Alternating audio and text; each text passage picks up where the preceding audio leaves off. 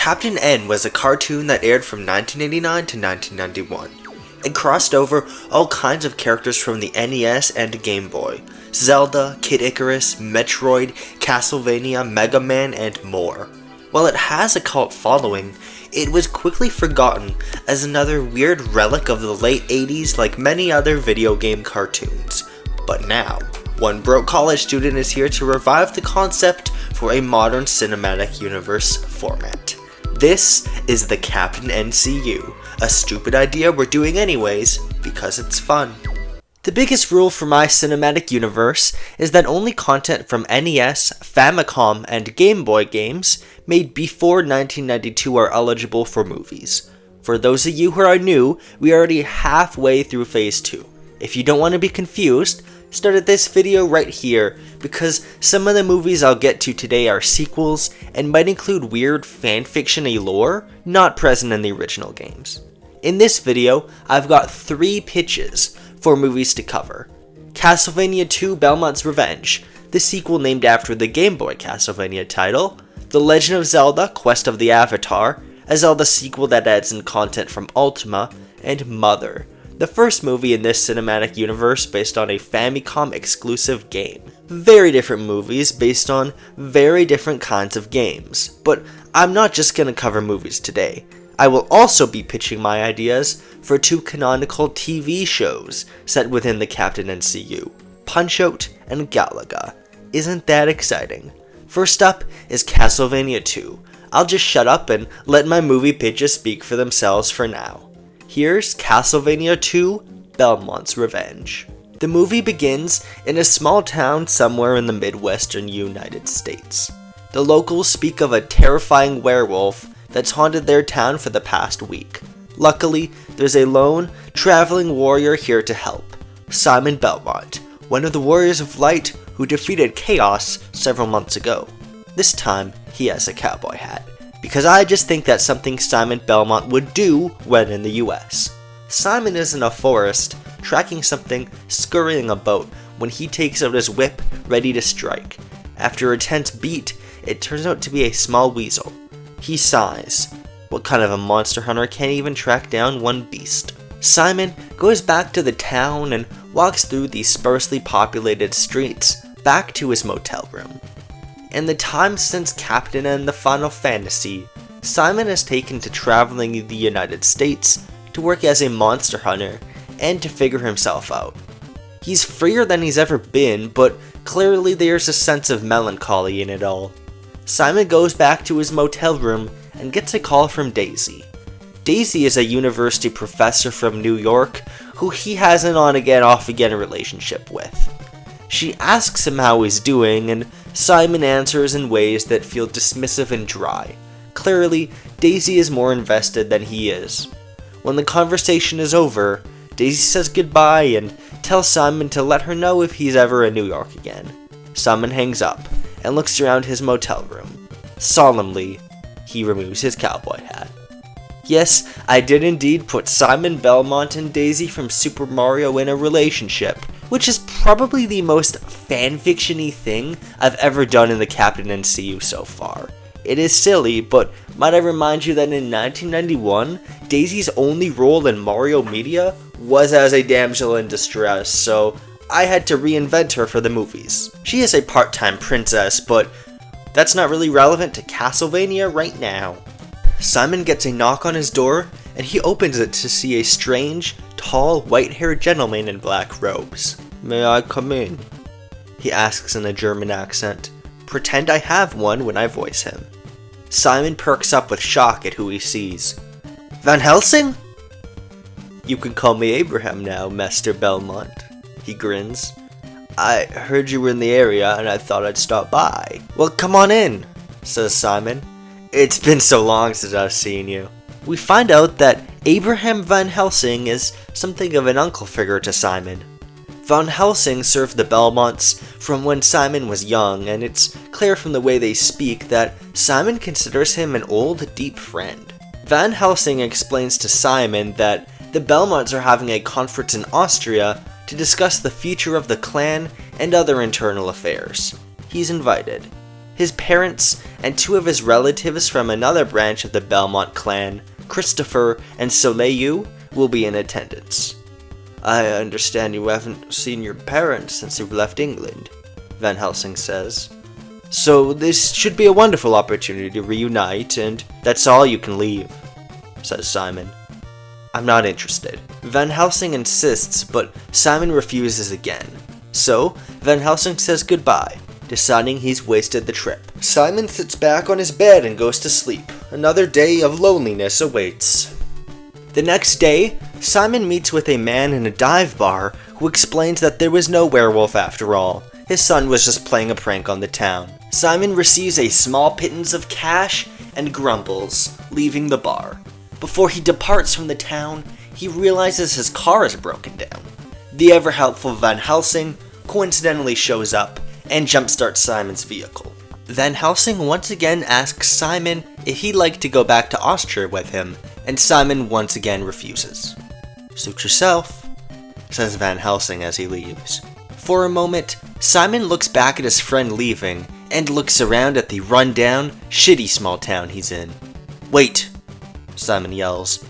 How long will the conference last? As much or as little time as you're willing to stay, master, says Van Helsing. The scene cuts to Van Helsing driving a luxury sports car through the freeway. God, what have I just agreed to? Simon laughs. I believe we have some catching up to do, master, says Van Helsing. Deciding on how a Castlevania sequel would work in the universe I've created was a very hard thing to do. The first Castlevania movie had basically all the big set pieces and beats you would expect from a Castlevania movie, and frankly, I don't think it would be interesting to just repeat it all except it happens to Simon instead of Trevor. So instead, I decided to expand on one plot thread I found underexplored in my previous Castlevania related pitches. The rest of the Belmont family. There will still be spooky monsters, and obviously this movie will be set inside a castle, but one big focus of this movie will be family dynamics and the tension that can arise within families. Now that I'm in Phase 2, I can include content from the Game Boy games, so there's two more Belmonts who I'm allowed to include, Christopher and Soleil. I actually really like Castlevania 2 Belmont's Revenge on Game Boy.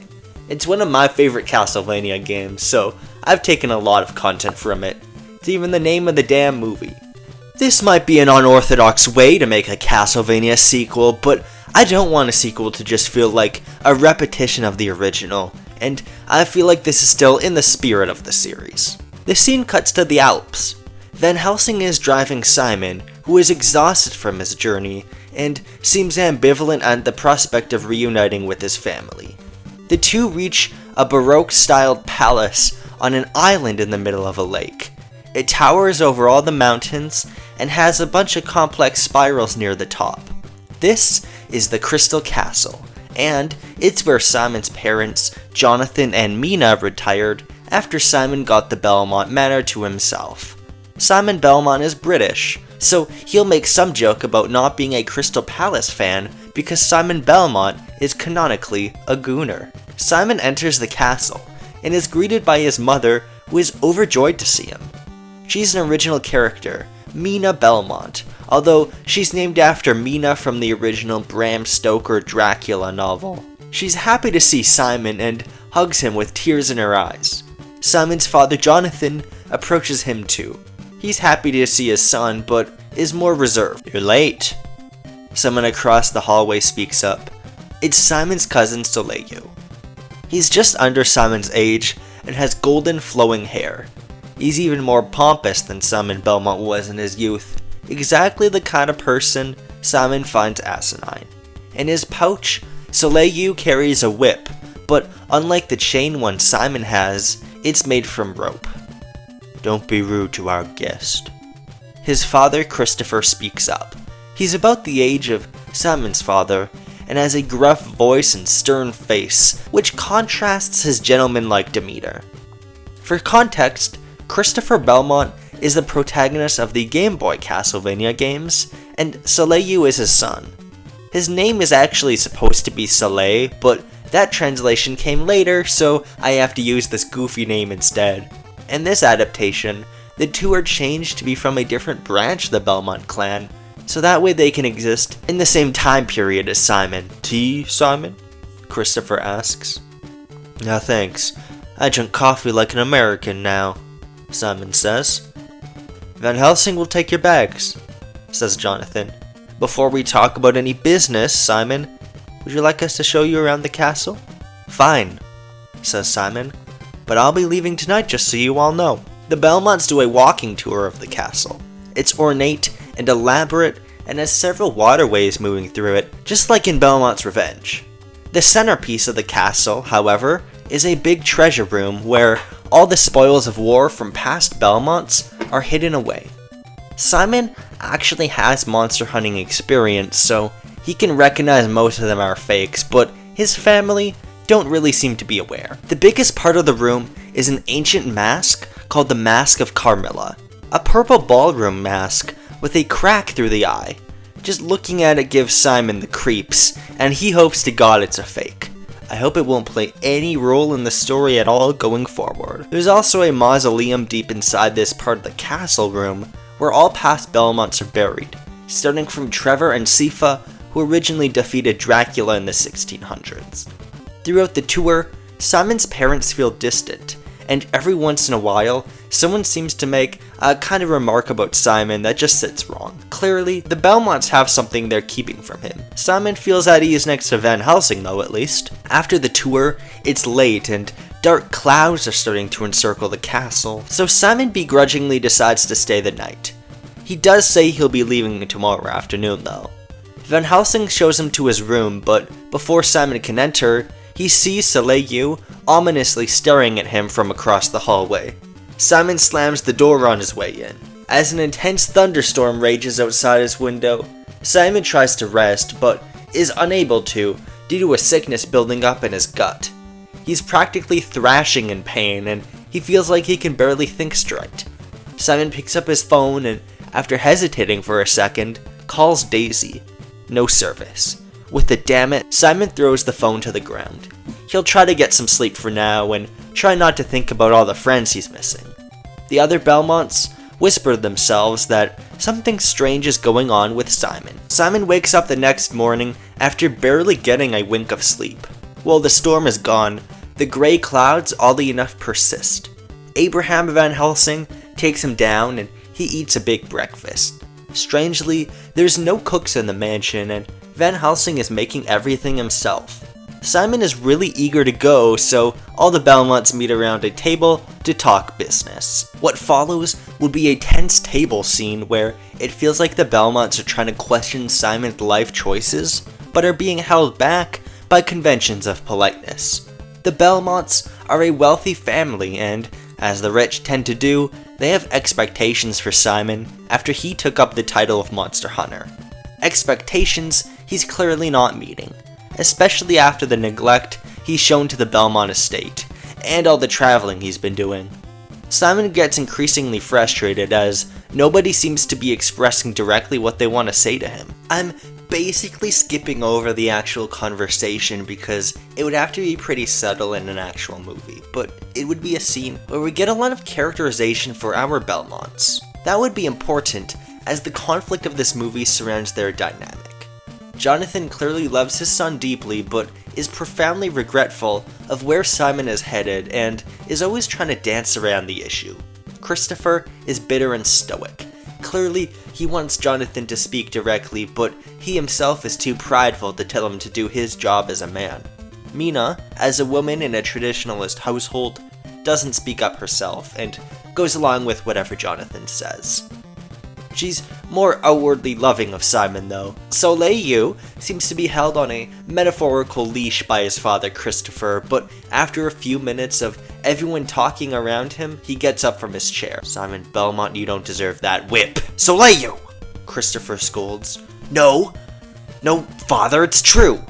Simon, you haven't even been in the Belmont estate for months. You haven't spoken to any of us in months, and from what I hear, you've been wasting away in the middle of nowhere for no reason too. Why do you get to use the vampire killer when there are so many other qualified Belmonts? That whip was used by Trevor Belmont himself and it's wasted on a neglectful traitor like you. The room goes silent. I'm leaving, Simon declares. There's a pause. Get me my bag, Abraham! His family offers no resistance as Simon storms out of the castle with Van Helsing standing next to him. Simon grumbles about how he's the only Belmont who actually fights monsters as the two go to Van Helsing's car. Simon once again feels queasy. He can barely walk straight, but he hides it from Van Helsing. Van Helsing apologizes to Simon and admits that this conference was really about him. The Belmonts were going to tell him that they're moving back into the Belmont Manor in England. They had Van Helsing seek out Simon because they knew that Simon looks up to Van Helsing as a parent figure. He's the one person who never judged Simon for his actions. Simon stands in silence. It turns out Van Helsing was lying to him this whole time. Rage bubbles up in him as he looks back to the mansion. Fucking pricks. Simon, there's a nice diner in a town not too far from here. Would you like to join me? Just drive me to the airport, Van Helsing. Thunder simmers throughout the mountains, and rain begins to pour as the two get in Van Helsing's car. Before the engine can start, a hand made from mud punches through the glass window, snatching Van Helsing by the neck. Simon runs out of the vehicle to see three monsters made out of clay who have all emerged from the wet dirt. The one who grabbed Van Helsing rips the door of the sports car off its very hinges, with Van Helsing still in its grip. It's time for Simon to get to work. He angrily whips the monsters until they're nothing but puddles of dirt on the ground. He's so aggressive that he doesn't even notice Van Helsing being hit several times in the crossfire. As his face bleeds, Simon hears screams from the castle and runs to help. He dashes through the main corridor to find a giant eyeball rolling down the steps. He slashes it clean in two, leaking pus all over the front hallway. He sees the other Belmonts being attacked by swarms of mudmen and mermen, who presumably came from the lake underneath the castle. With ruthless efficiency, Simon takes them all out. The Belmonts catch their breath, and Soleil, who was struggling against the monsters, seems to regard Simon with a look of begrudging respect. The bloodlust in Simon's eyes seems to subside. I don't know why there are so many of them, says Simon. Chaos is gone. It's okay, Simon, says Jonathan. We should have been more prepared. Thank you for coming to our aid. Abraham Van Helsing walks in with a massive gash along his face and bruises all over his body. He collapses onto the floor. Simon tries to help, but Mina rushes to his side instead. Jonathan, Simon, Soleil, and Christopher are all waiting at a table in silence as Van Helsing is being treated for his injuries. Mina walks out. Simon, would you like to see him? Simon rushes to Van Helsing and is in a more panicked state than we've ever seen him in before. He hugs Van Helsing and apologizes profusely for hurting him. It's okay, Simon, you did nothing wrong, says Van Helsing. Don't pay any attention to me, these are all injuries I can recover from. In truth, it's you who I'm worried about, Simon. I think you may be cursed. At the mere mention of that word, Simon falls to the ground and screams in agony. Before Van Helsing can even react, some sort of dark presence takes over Simon and he takes out a dagger from his pouch. He rushes up to Van Helsing and stabs him through the chest over and over again, killing him. Simon collapses on the ground, unconscious. Both his sanity and the life of his oldest friend are gone. The movie that came before this one in the timeline is Dr. Jekyll and Mr. Hyde, a Captain N Halloween special. It adapted a very silly NES game and was much more of a comedy that parodied the original Dr. Jekyll and Mr. Hyde novel. Simon Belmont was conspicuously absent for that movie due to illness, and it's because what I planned for him is basically a darker Dr. Jekyll story set within the framework of Castlevania and paired with interfamiliar conflicts between the Belmonts. There's actually some precedent for this in Castlevania games, because in Belmont's Revenge, Soleil was the penultimate boss and was possessed by Dracula. Here, Simon is the cursed one. It also brings to mind the other Castlevania 2, Simon's Quest on NES. No footage of that one here, no. That game involved Simon being cursed, so it acts as light inspiration for this pitch. There's also a certain other part of that game I incorporate into this pitch, which should have been immediately apparent the moment I said it in Austria. Anyways, you also might have noticed I took a lot of names from the original Dracula novel. Abraham Van Helsing and Simon's parents Jonathan and Mina are all named after characters from the novel. I also made Simon wear a cowboy hat so he can be the Quincy Morris parallel. Honestly, it was mostly a misdirect to make people think the plot would be more like Dracula, while referencing Castlevania's inspirations in a cute little way. I will admit that I also named Simon's father John Belmont as a complete joke in the last Castlevania movie because I wasn't allowed to use Christopher Belmont. And now that I had to come up with a name for his mother, I could only think to make it a Dracula reference because I don't know what other names to pick. With that established, let's get into the main plot. A man just died. Soleil and Christopher are speaking privately in a corner. He's a murderer, Soleil shouts. We can't just let him be. Soleil, you are out of line, Christopher says. Now I don't care what you think happened tonight, but we're gonna deal with this like gentlemen, not animals. Come with me, I need to show you something. Simon is laying in his bed in complete despair, having sunk to the lowest point in his life. His mother is trying to console him and ask him what's happened, but the past 30 minutes are all blank for him. The last thing he remembers is waking up from the medical room to see Van Helsing's cold body. Simon acts spiteful and angry, and his mother decides to get up and give him some space. Suddenly, Jonathan Belmont walks in, and Mina quietly tells him about the situation. Take all the time you want to grieve, Simon, but just know this. You've put us in a very difficult situation, and you're not going to leave this place until we can get it all sorted out. We're a family. We are going to solve this together. Simon gets up as the room seems to spin around him. In his dazed state, he waves his arm and two giant hands emerge from the walls to grab both Jonathan and Mina by the neck. The very room bends to Simon's control and he is angry. Christopher and Soleil reach a large library with shelves encircling the whole room. Christopher, in a hushed tone and an urgency he's never had before, tells Soleil that there might just be enough for them to learn about possessions and curses. The two spend hours researching, and Christopher finds legends of a powerful demon able to use someone as a vessel, if they or their bloodline has been cursed by the past host of said demon. In cases of possession, demons thrive when their hosts are going through a traumatic or stressful occurrence, and working closely with the possessed can help them lessen their power. Christopher closes the tome. He needs to be the one to fix this. As Christopher and Soleil leave the library, tome in hand, they find the castle wrecked, and a group of about 50 blood-red skeletons crawling up from the mausoleum. These are the past Belmonts, resurrected from the grave by some demonic force.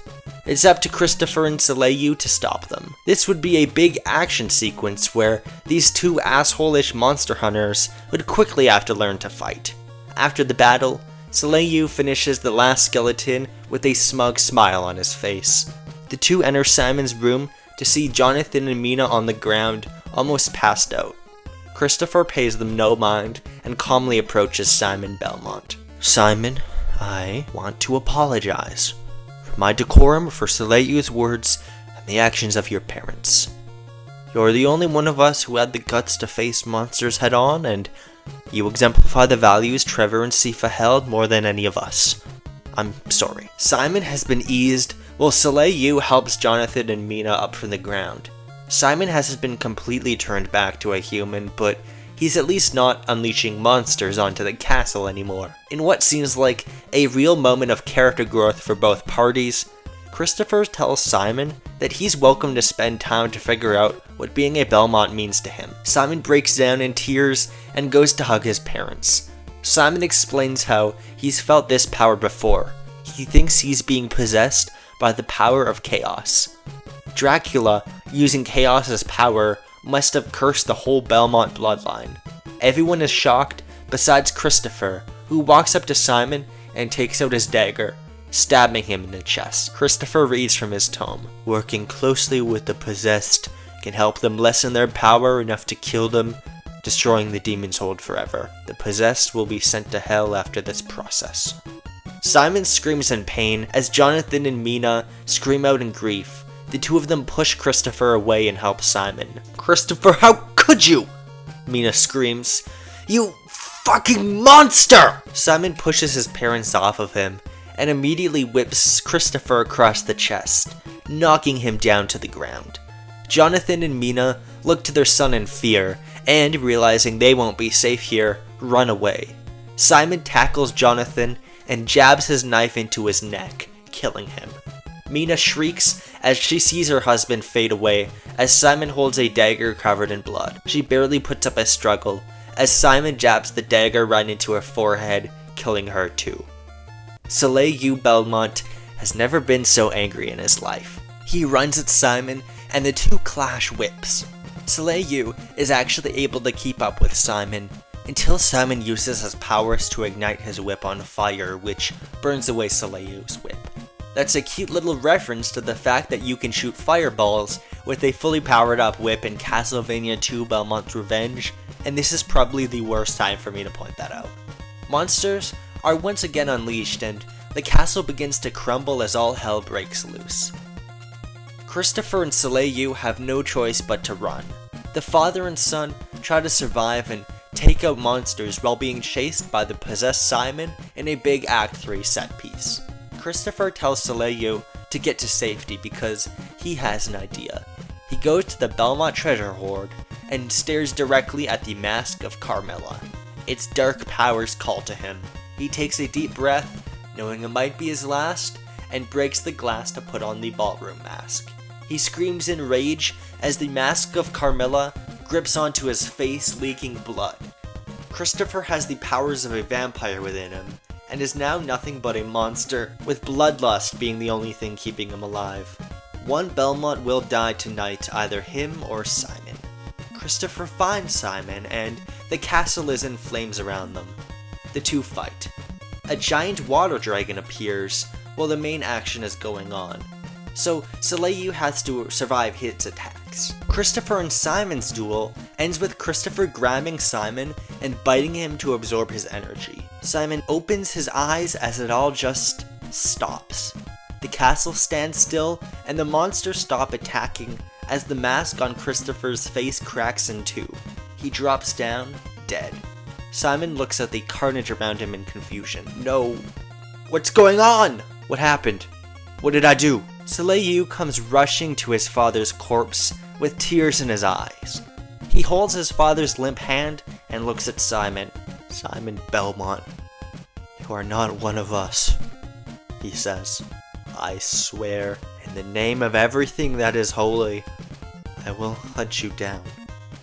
I will kill you slowly and painfully, destroy everything and everyone you love. You don't belong in this world. Simon retreats as Soleil breaks down, leaving him alone with his rage. Soleil has no home, no family, and the only thing keeping him alive is the desire to see Simon dead. Simon prays he'll never have to think about this day again. A few days later, Simon exits a plane that just landed in New York. He sees Daisy, who was standing in the airport terminal waiting for him to arrive. He runs up to her and hugs her tight while closing his eyes, more tender and open than we've seen him before. After what just happened, Simon has realized that he can't take the people who love him for granted anymore. Now he's ready to start a new life. The end. Simon Belmont mostly skipped the first Castlevania movie, so he's only ever been in some of the sillier movies in the Captain NCU. Maybe not silly, but his two major movie appearances, Kid Icarus and Captain N the Final Fantasy, were both squarely in the territory of popcorn movies. Simon's character arc in those movies involved him acting less like an asshole and learning to make friends and be a better person. So, with Castlevania 2, I decided to bring him to the lowest point in his life to really test him as a character in a way only a cinematic universe could do. To force him to confront his past and what being a monster hunter really means to him. Even though this was a depressing pitch with lots of dead characters, I want this to be a turning point for Simon Belmont. After this, Simon will start to really value his loved ones and see himself as someone who needs to carry on the Belmont title and bring the world to a better future. He and Daisy will start to have a more serious relationship because even though this was dark, there's still some hope to keep us going. So far, this phase of the Captain NCU has had two main themes that were loosely carried on in many of my movie pitches: family and how we process our future. Castlevania 2 brings these both to their natural breaking point. One thing I did try to do for this pitch is include weirder Castlevania content from the odd middle child Castlevania games that don't get talked about much, like the Game Boy titles and Castlevania 2 Simon's Quest. This was a horrible night for a curse. That's why giant hands and eyeballs appear as enemies. It kinda reminds me of the first movie in this phase I wrote, Super Mario Land, which took inspiration from both Super Mario Bros. 2 and indeed Super Mario Land. I think there's actually a few other interesting parallels between this movie and Super Mario Land. They're both named after Game Boy games and both featured family members being possessed, although in this case, it's more of an actual Exorcist-style possession and not being turned into a giant ape. God, this project gets weird. Those connections are good for the future though, because Simon and Kevin are indeed friends, and both will be meeting again in Captain and the Game Masters later on in this phase. I also like Phase 2 having movies that are very different in feel, but share similar themes, because that's pretty much what cinematic universes are all about. Neat. I'm rambling at this point, so I'll talk about the next movie in this phase, The Legend of Zelda: Quest of the Avatar, right away. But first, let's talk about the mid and post-credit scenes for Castlevania 2. Soleil sits in a cafe somewhere in Vienna. He sips on a cup of coffee, and we see a glint in his eye, oddly similar to the one we saw Simon with before the curse took him over. The curse isn't gone. Soleil Belmont really just might slay you, Belmont. Soleil might be one of the most obscure Belmonts out there, and I will say now his role in the ongoing cinematic universe isn't over yet. Obviously I won't say too much to avoid spoilers, but I have plans for Soleil, and he will play a big role moving forward despite his obscurity. Having an obscure character be given a bigger role is something I think is fun, and he is the only named character introduced in this movie who survives. In a way, him getting possessed by Dracula's curse fulfills his wish to be the heir to the Belmonts in a twisted sort of way, and now he wants to use the full force of the Belmont estate and Chaos's power to kill Simon Belmont. Not that there's much Belmont estate left. Post-credit scene. A few months have passed and we see Daisy and Simon walking down a street in Youngtown. Daisy is happy about recently getting a grant for her monster studies. She's planning on doing a lot more studying in the Mushroom Kingdom now. They both reach an apartment, and as it turns out, the two have moved in together. How sweet. I might have just made a crack ship canon in this universe, but you can't deny it's just nice for Simon to be happy. Let's move on to the next movie, The Legend of Zelda: Quest of the Avatar.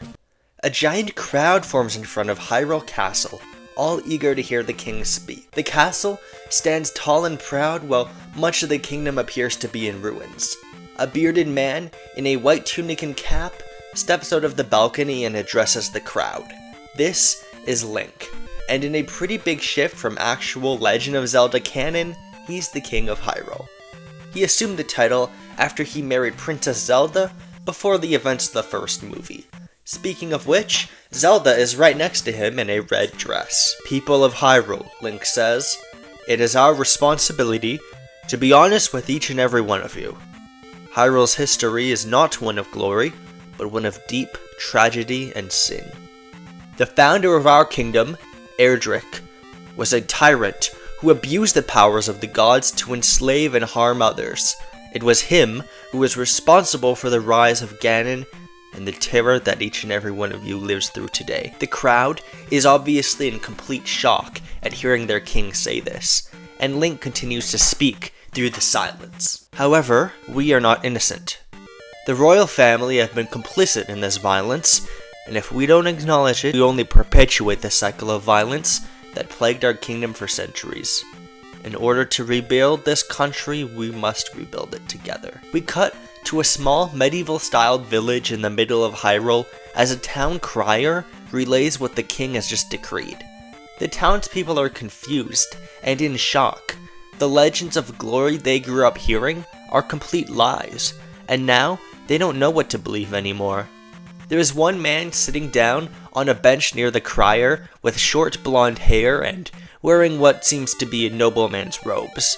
He smiles. In Captain N the Final Fantasy, there was a big revelation about the history of Hyrule. It was founded by Garland, the main antagonist of the movie. Hyrule has a past of warmongering and conquest, and Link and Zelda are trying to make up for it. I figure after finding out about Hyrule's founding, it would be the most natural place for a sequel to follow up on. So, The Legend of Zelda Quest of the Avatar will address the dark aspects of Hyrule's past and the politics of the kingdom. The scene cuts to a few weeks later. Link, Zelda, and Lana, the members of the royal family, as well as their advisor Impa, are sitting around a table eating a modest meal. Link and Zelda are talking about their progress. Link is handling most of the diplomatic dealings of the kingdom, while Zelda is working with people to rebuild the kingdom. The royal couple are happy and humble, but Lana seems to be feeling empty. She talks about how when she's not going on casual dates with Kevin on Earth, she's been spending a lot of time around villages to become acquainted with the people of Hyrule. In that time, she's noticed that people seem to feel aimless since Link's speech, like they don't believe in anything anymore. Plenty of people are making big efforts to help each other and rebuild the kingdom, but it feels like it's all for naught when most people are so apathetic. I just don't understand how you two are so energetic all the time, Lana says.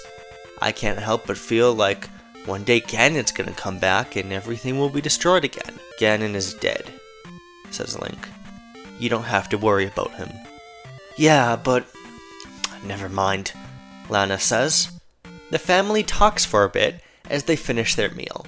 Despite Lana's reservations, they have a nice time together. And once they're all finished and Lana is about to go to her room, they hear a crash and a scream. Lana looks outside to see a large, burly, human-like fish creature attacking shops with a ball and chain. It's a Zora, a people long subjugated by the Hyruleans before Link was their king. She goes back down and tells her father and mother, who prepare to defend their kingdom. My name is Guma. When you Hyruleans attacked the Zora, you destroyed my shop. All my livelihood is gone because of you damn humans!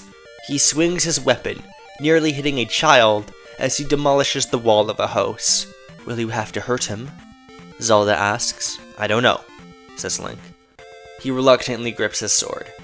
I hope this doesn't get drastic. Stop! A man yells at Guma.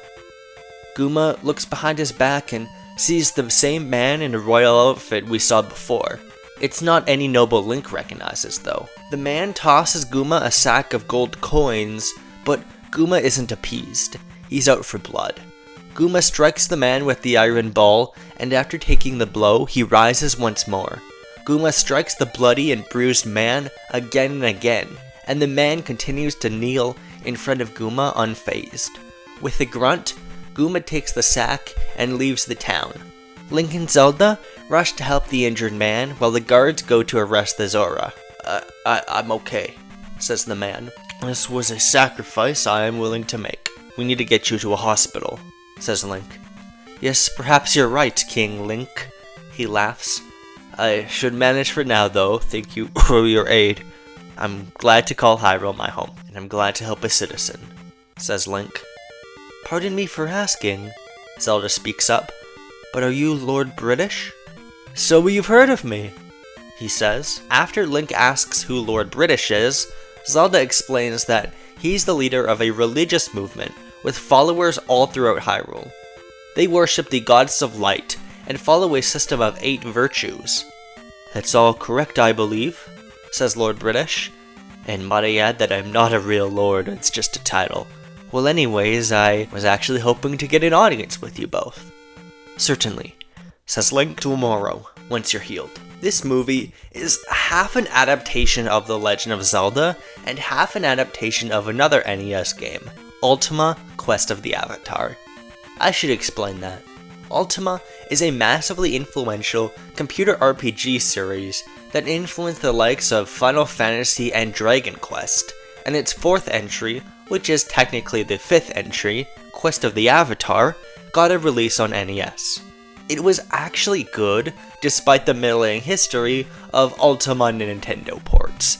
Anyways, Ultima Quest of the Avatar is about a nameless protagonist sent on a mission by a nobleman named Lord British to fulfill the 8 virtues: honesty, compassion, justice, sacrifice, valor, honor, spirituality, and humility. It had no villain, and the game was basically all about self-improvement in an RPG setting, which was revolutionary for the time. If you win the game, your player character becomes the Avatar.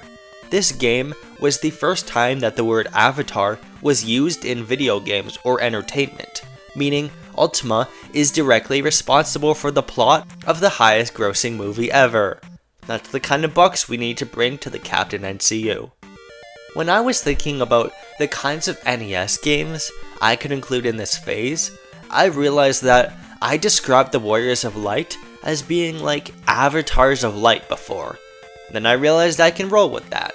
Considering where Hyrule and Lana ended up in my pitches before, it makes sense for a Legend of Zelda sequel to embrace themes of belief, and the ideas in Ultima Quest of the Avatar could be a good way for those themes to manifest.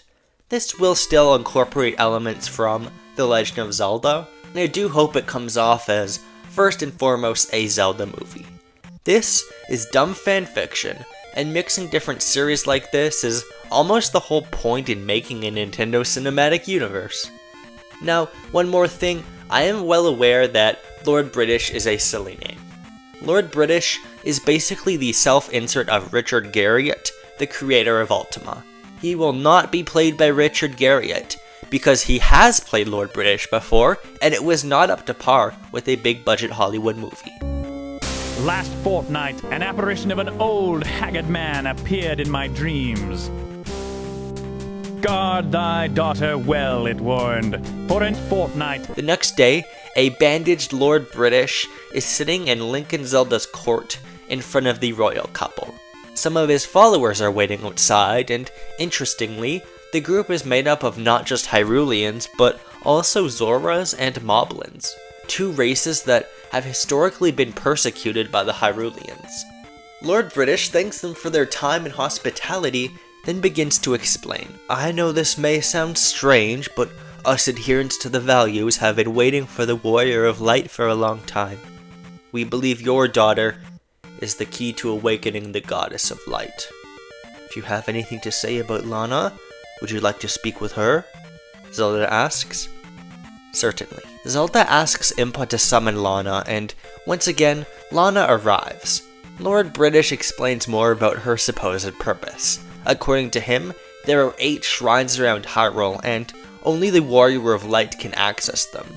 If the Warrior of Light prays at all 8 shrines, then enters a place called the Stygian Abyss, the goddess will be summoned to take her place to bring peace to the land. He tells Lana that it's her choice if she believes him, and if she wants to go on the pilgrimage to become the Avatar. She declines. Lord British politely accepts. As he leaves, he tells her that if she changes her mind, he'll be in Moonglow. Lana looks to her parents with essentially a "that was weird" look, and decides to head out to town. In the next scene, Lana is walking through a bustling market. Plenty of people recognize her, but don't really stop to greet her. She hears the cries of a child in the middle of the market, and stops right in the middle of the crowd, going silent. Lana thinks back to when Ganon took over Hyrule. He left everything destroyed, and she was forced to watch him take her family and the lives of all the people in the kingdom she loves. How could she truly live in such a vulnerable kingdom? Lana heads back to the castle. She walks through a mostly destroyed part of the town, a part that hasn't been rebuilt after Ganon's attack. As she gets back home, she starts to pack up her bag. Going anywhere, Lana? Lana turns around to see Impa, the royal advisor. Just a quick refresher, in my Legend of Zelda pitch, Lana spent the first act looking for Impa, completely unaware as to who she was. It turned out Impa was an advisor in hiding, because she had secret knowledge of Lana's destiny as the Warrior of Light. Lana saw that version of Impa die, and this version of Impa has different memories. So seeing Impa is probably weird and traumatic for her. I'm going to Moonglow. You believe that kooky old lord guy? I'm not sure, says Lana, but I don't think I have any other options right now. May I come with you? I think Lord British is full of shit. You're not getting scammed on my watch. The scene cuts to the slums of a village at night, where Guma is walking past criminals and other unsavory types. He says a password and enters into a small meeting room, dimly lit by candlelight. Inside are about 12 strong-looking people or creatures, some of which seem to be from Hyrule Castle and must not be happy with the way Link and Zelda are taking the country. Guma is the only Zora, although one of the soldiers here has a horse for a head. You're late. In the center of the meeting hall is an enchantress, clearly the leader. I got funds, says Guma. Some fool just handed this over. He snorts as he places the bag of coins from Lord British on the table. Good, the enchantress says. Now shut up. The hour of Ganon's return is soon at hand. Lana and Impa say goodbye to Link and Zelda and set off for Moonglow. Since Lana had only met Impa recently, the two aren't super close, so their conversations are a bit brief. Eventually, the two reach a town and, after asking around, they find a shrine on the outskirts. They encounter Lord British, and Lana tells him they don't really believe him or what he told them, but both have decided to come anyway. Lord British smiles warmly, and shows Lana to a spire in the middle of the shrine with an indent in the middle. He hands her a jewel, and explains to her that it is the goal of the Warrior of Light to find all 8 jewels and place them at each pedestal. This here is the shrine representing honesty, and by telling him they're skeptical, they showed they fit the virtue. After Lana places the jewel, she starts to feel some mystical energy and believes it was the goddess. Lord British tells Lana that she and Impa will have to go on their own. There are 7 other shrines, and their jewels are being kept by people in the nearby towns. Lana and Impa's quest of the Avatar begins. Impa would be a wise figure, who expresses a healthy bit of skepticism, but ultimately encourages Lana. Lana has increasing zeal as she goes on her quest, although it seems like she's in it more for exploring rather than this freeing the goddess stuff.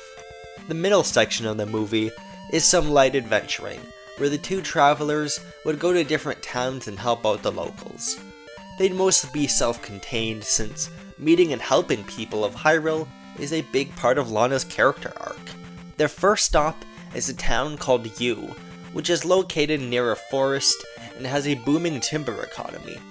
Lana and Impa eventually discover that elites within the Timber Workers Guild have been conspiring to divert most of the timber to the capital to try and get favor from the king. Lana and Impa stop them and allow the resources to be distributed evenly among the people of the kingdom. A young druid named Yana thanks them and gives them a jewel that was passed down in her family for generations, allowing them to progress. They also meet Iolo, a bard who tells tales of their adventures.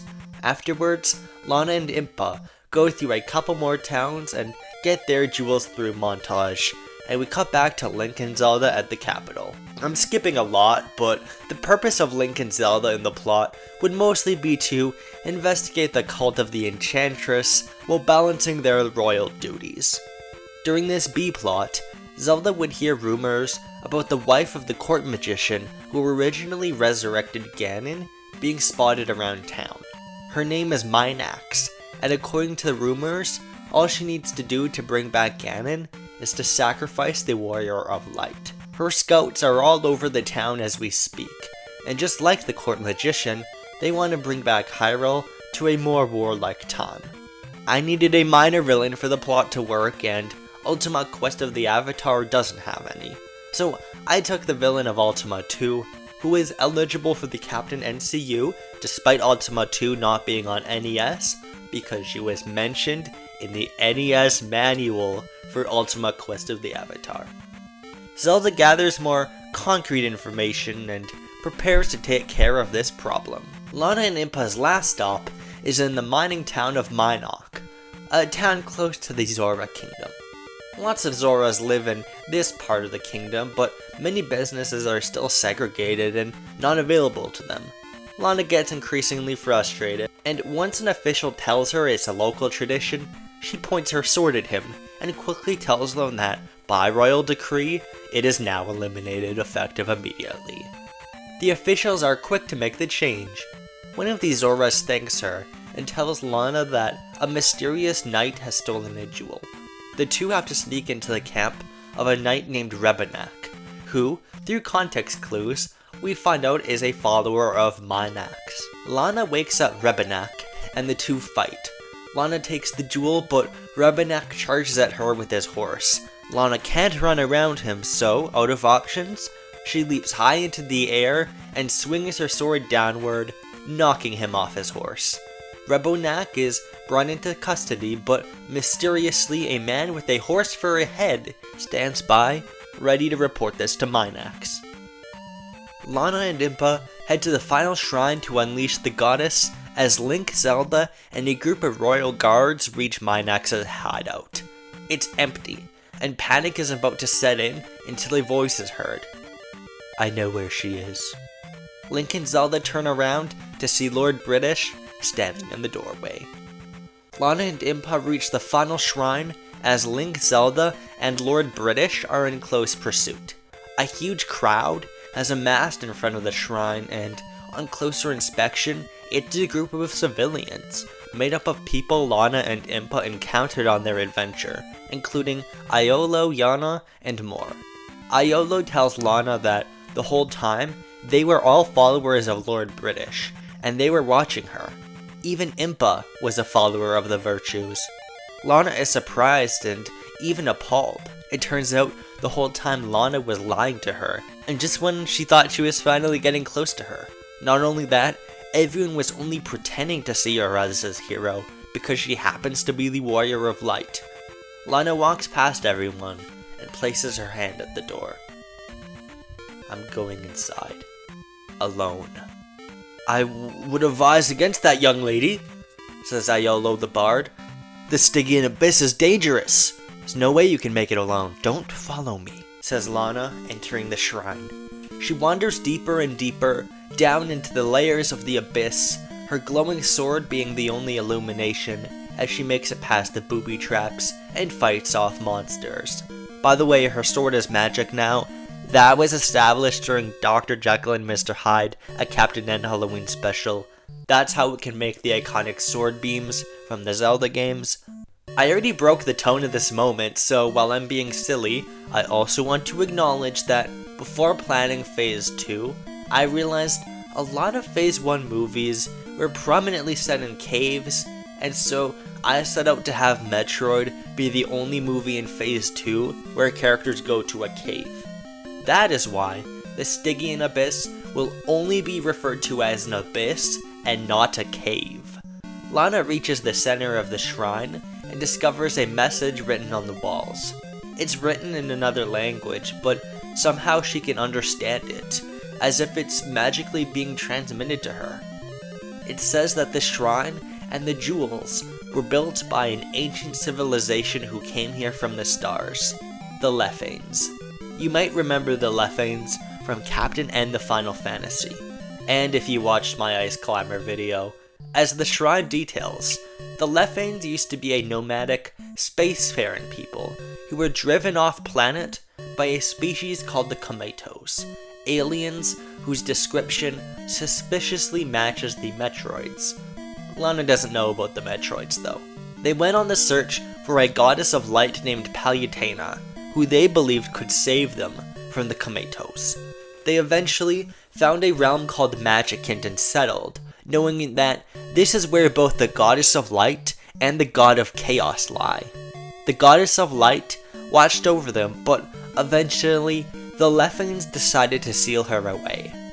If she were to be awoken, she'll remove the free will of whoever becomes her avatar. Lana is in shock.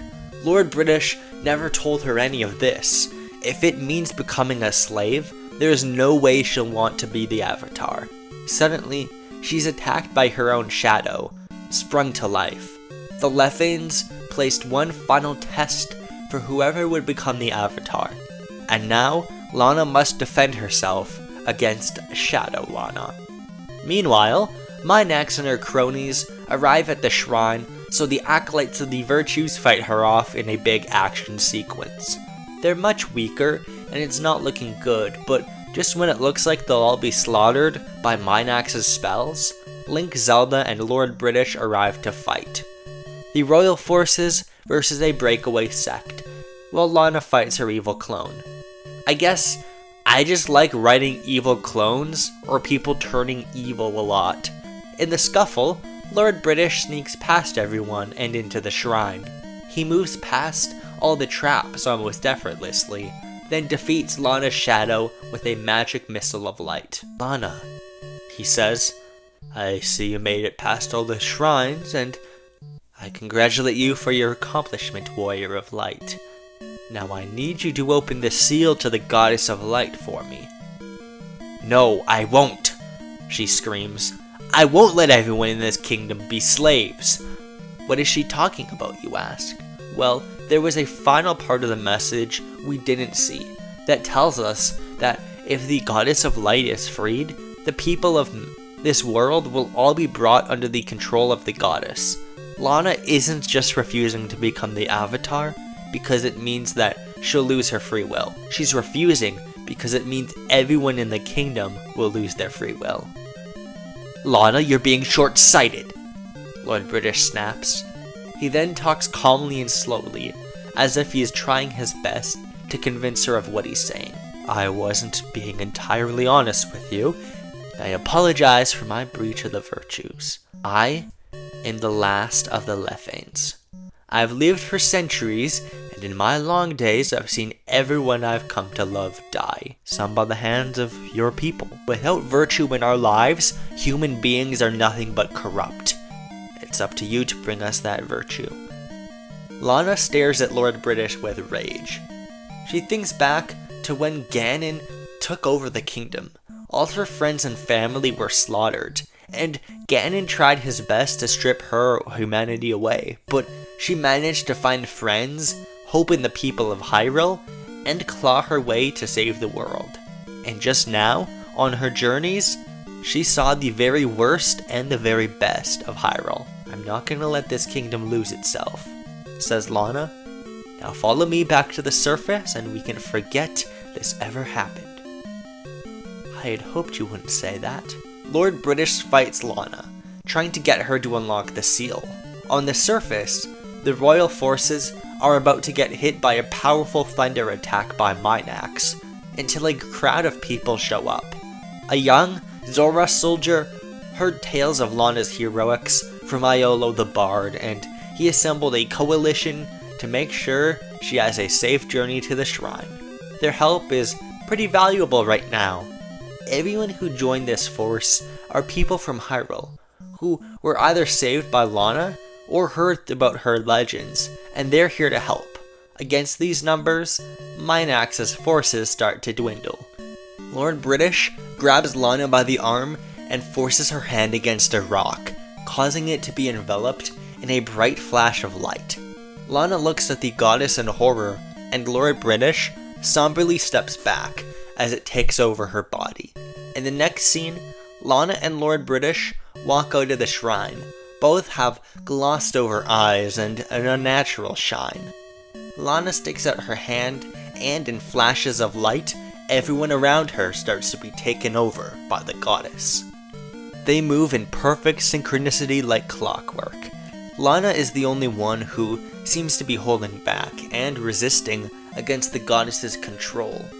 This scene continues for a bit until there's only one person left, Impa.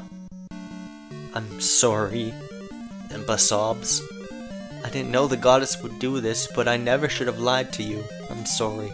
As she breaks down in tears, she says, "Look, Lana, you've always been an inspiration to me.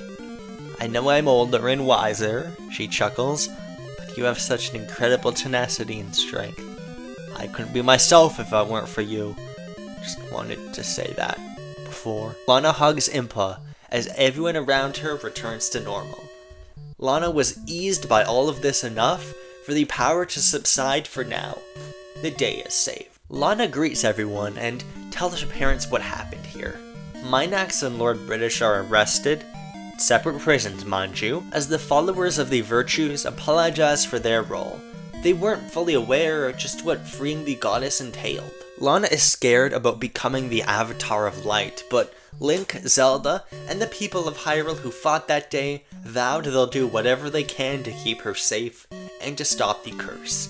Lana is happy and secure, knowing that the people of Hyrule are alright, and even if the kingdom isn't perfect, she's one of the people bringing it to a brighter future. The virtues were a revolutionary concept when they were first introduced to Ultima, but they're quite simple. They work just fine for the point in the series they were introduced, but basically the moment they became a thing, the natural next step is showing how they can be subverted. I hope this movie shows the lesson that the virtues are, well, virtuous and right, but can be twisted. Admittedly, I skipped over a lot of the middle section that would show tales of virtues in action, but I skip over a lot of movie pitches in this project because they're pitches and not full movies. I once again twisted the morality of a character in my pitch by giving Lord British an antagonistic role. He's never really been a bad guy in Ultima, but given his simplistic morality and quest of the Avatar, I feel like it makes sense in a movie like this where he's not the main paragon of goodness and virtue. And let's be real, his name is Lord British. If anyone would secretly be evil, it's not a British person because they're openly evil.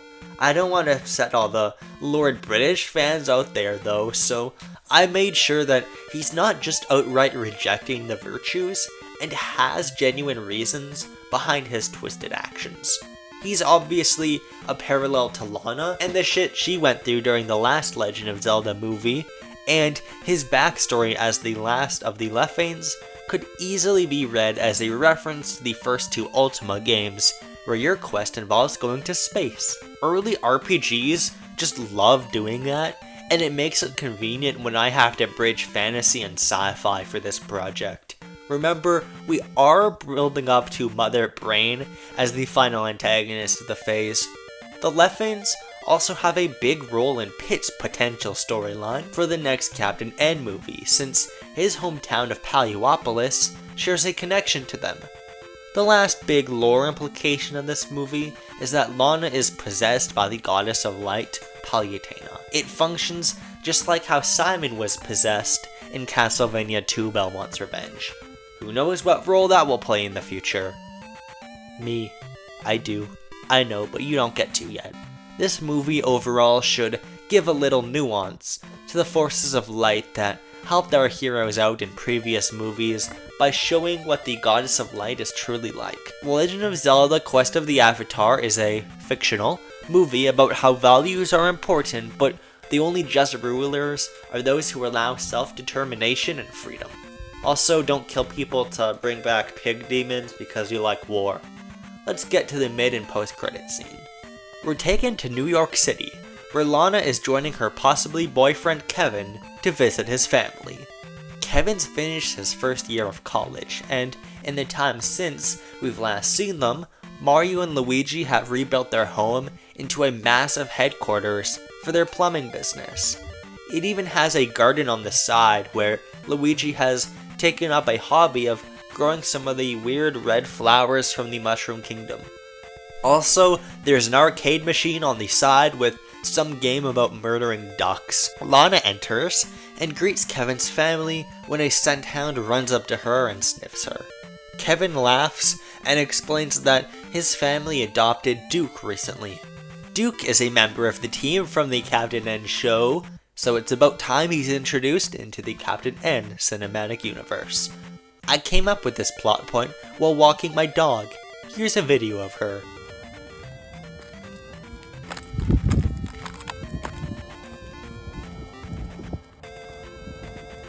So what's new with you? Kevin asks.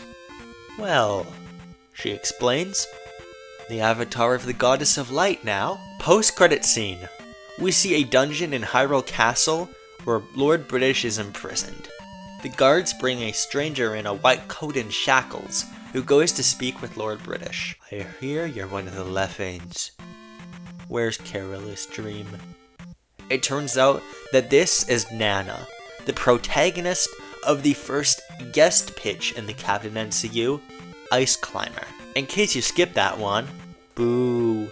She ended that movie while trapped in Magicant and searching for her orphaned son who got trapped in the other world. Mr. Dream. Lord British perks up from his cell. Now there is a name I haven't heard in a long time. I'm afraid he's dead. You're looking at the last of the Leffanes right here. Nana aggressively grabs a hold of the bars on Lord British's cell. Then you know how to open a moon gate. The guards decide she's being too aggressive and grab her by the arms, dragging her out. Lord British looks at her, intrigued. That's the best emotion you could be in a post-credit scene. Intrigued. So, my last episode was a guest pitch where my friend Daniel pitched an Ice Climber movie. It featured a warlock named Carolus Dream, aka Mr. Dream, who has retroactively made a Leffane to fit with the lore. This post-credit scene basically establishes that he was a Leffane and is somehow dead now, and the Leffanes, including Lord British, have a spell that allows humans to travel between worlds. Will this factor into Nana's future plotline? Probably, but as of now I have no idea where it goes, because he kinda just threw Nana into my existing plot. Now, normally what I would do after all this is move right on to the next movie project, which in this case is Mother. But like I mentioned in the beginning of this video, there are two other projects I want to talk about. Two TV shows set in the Captain N cinematic universe, because this video wasn't obnoxiously long enough. For pacing and plot reasons, it would make more sense to talk about Mother last, so I'll cover these TV shows now. Punch-Out and Galaga. Punch-Out begins in a boxing ring in New York City. This is sometime in the past, when the great boxer King Hippo was at the height of his career, before mysteriously retiring. A boxer named Doc Lewis is up against someone for their title match. Before the bell rings to begin their match, a giant turtle monster crashes through the ring, injuring Doc Lewis. Doc Lewis will never box again. My pitch for the Punch-Out show is what I would describe as Rocky mixed with House MD. The main character is Little Mac, and with the help of his coach and father figure Doc Lewis, he wants to rise through the ranks of the boxing world. Every episode would begin with Little Mac fighting and losing in the ring against a strange new opponent from the Punch-Out series with their own signature techniques. The A plot of the episode would follow Little Mac and Doc Lewis as they train for Little Mac's rematch. The B plot would have Little Mac spending time with a cast of characters who would probably be original to the show, and realizing something seemingly unrelated that actually turns out to provide a clever clue on how to beat the opponent in the main plot. For example, let's say there was an episode where Little Mac goes up against Bald Bull. In the B plot, maybe a friend would come back from Spain and regale him with stories about how he watched bullfighting, inspiring Little Mac to figure out a way to dodge around his charge attack or something. That's kind of a silly example, but those are the kinds of things that Little Mac could do to figure out how to beat opponents. It would be about being clever and not just raw strength. One thing I like to do when I form these pitches is to look at the essence of what makes a game special or fun, and to adapt that into my hypothetical movie or show. In Punch-Out, you often have to figure out opponents' tells and defeat them that way, and I think this House MD but it's about boxing approach would adapt that while playing to the strengths of a TV show.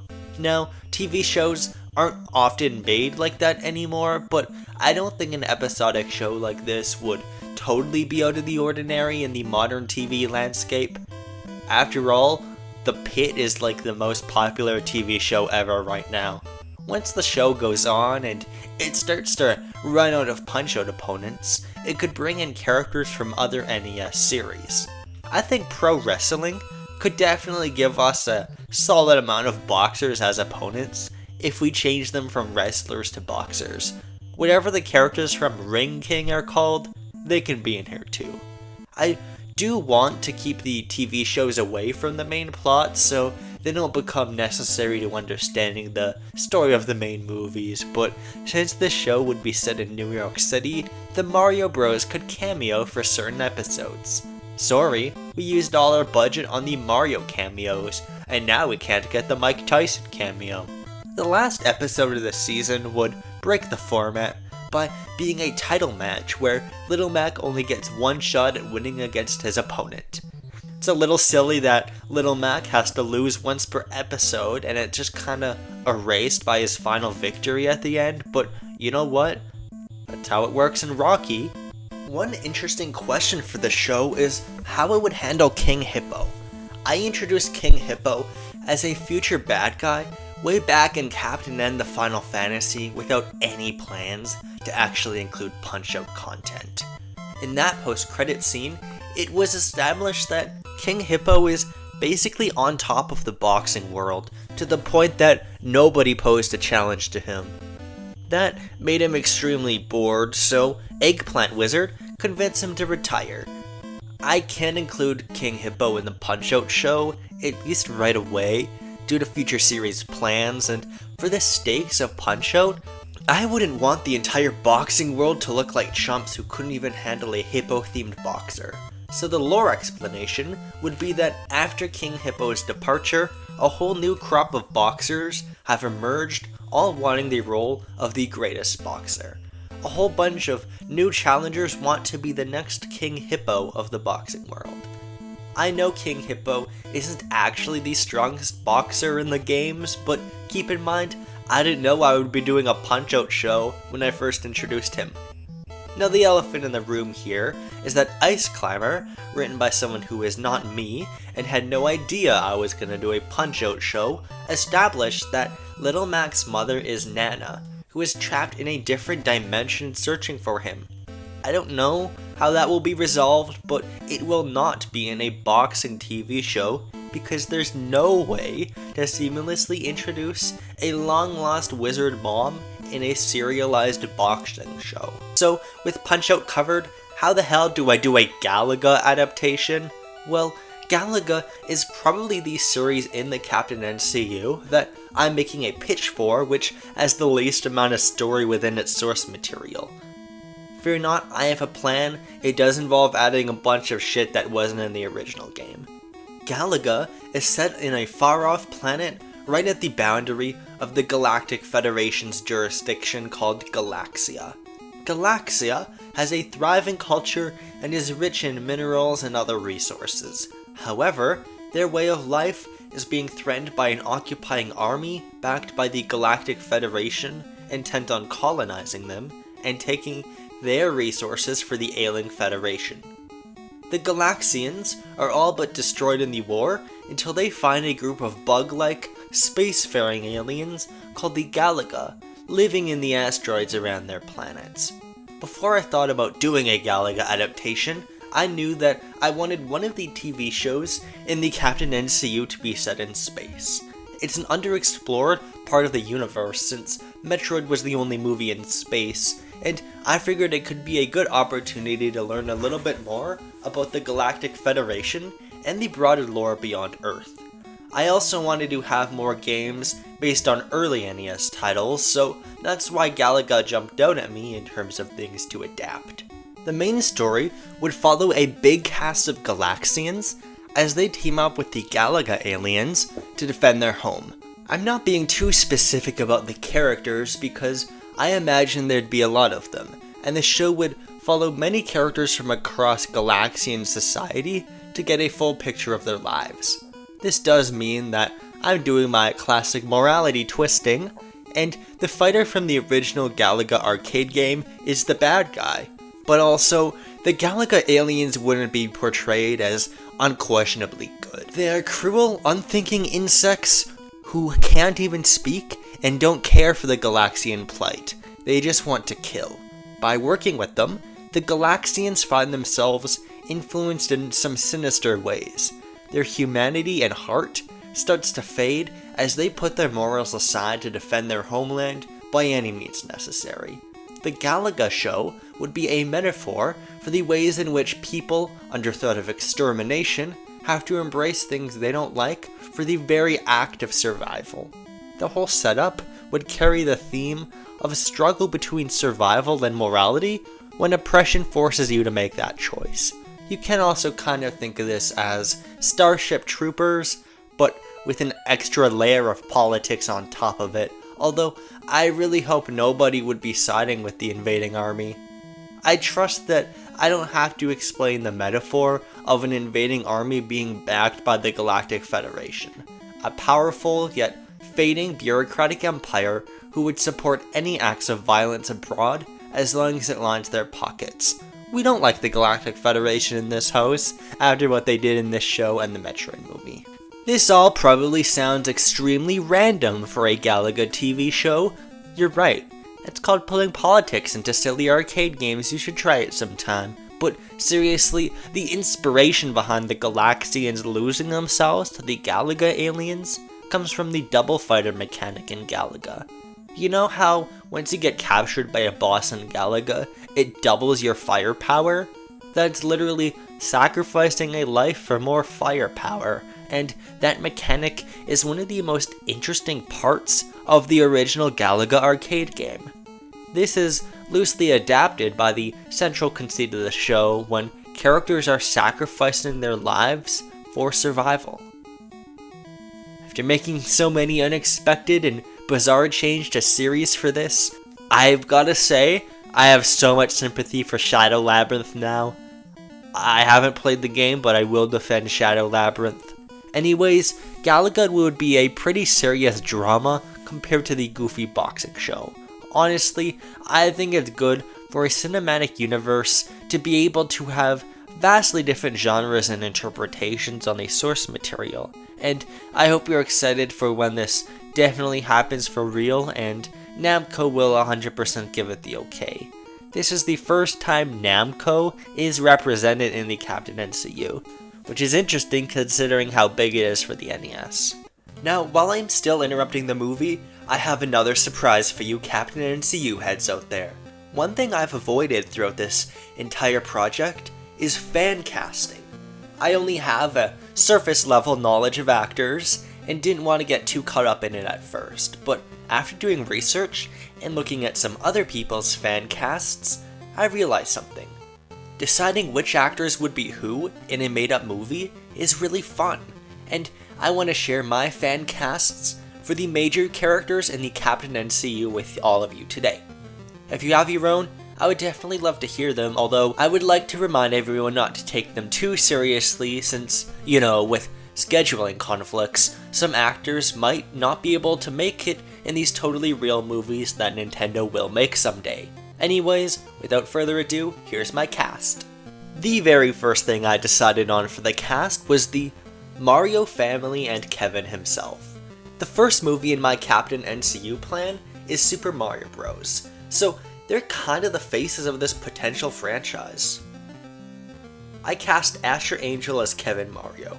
He's most famous for playing Billy Batson in the Shazam movies, and I kinda just stole him from a fan casting idea I saw online. Although young actors, especially ones who are supposed to play as high schoolers, are really hard to find for fan casts, although I do think he could be a good fit for Kevin's cool yet dorky attitude. I promise, I will try my best to not just cast a bunch of people who are in superhero movies. That's my number one thing I'm trying to avoid, but basically every actor was in a superhero movie, so it's hard. Mario and Luigi are very important characters to get a good casting down for, but in the end, I chose John C. Reilly as Mario and Bobby Cannavale as Luigi. They're both around their 50s, and at least one of them is Italian. I'm assuming John C. Reilly isn't. I think he would be a great fit for the specific interpretation of Mario I have, where he's sweet and earnest, but a little naive. It honestly did not occur to me how good he would be as a live-action Mario until I thought about it a little. I cast Heather Graham as Pauline, Kevin's mother, and Mario's wife. I was considering casting Will Ferrell as Bowser at first, since my interpretation of Bowser is comedic and has undertones of being portrayed like a businessman. While that would be great, it would probably be a bit much. Even though Super Mario Bros. Is supposed to be comedic, it would veer way too into that with both Will Ferrell and John C. Reilly. Instead, I stole the idea from the Mario movie and cast Jack Black. Yes, it's technically breaking my rules for the Captain NCU, but it's great casting. I cast Aaron Taylor Johnson as Simon Belmont. My version of Simon is supposed to come off as pompous, but also a bit handsome. It's also mentioned repeatedly that he's British, so it fits to cast a British actor. His cousin Soleil would be portrayed by Joseph Quinn, who you might know as portraying Human Torch in Fantastic Four First Steps, and Eddie in Stranger Things.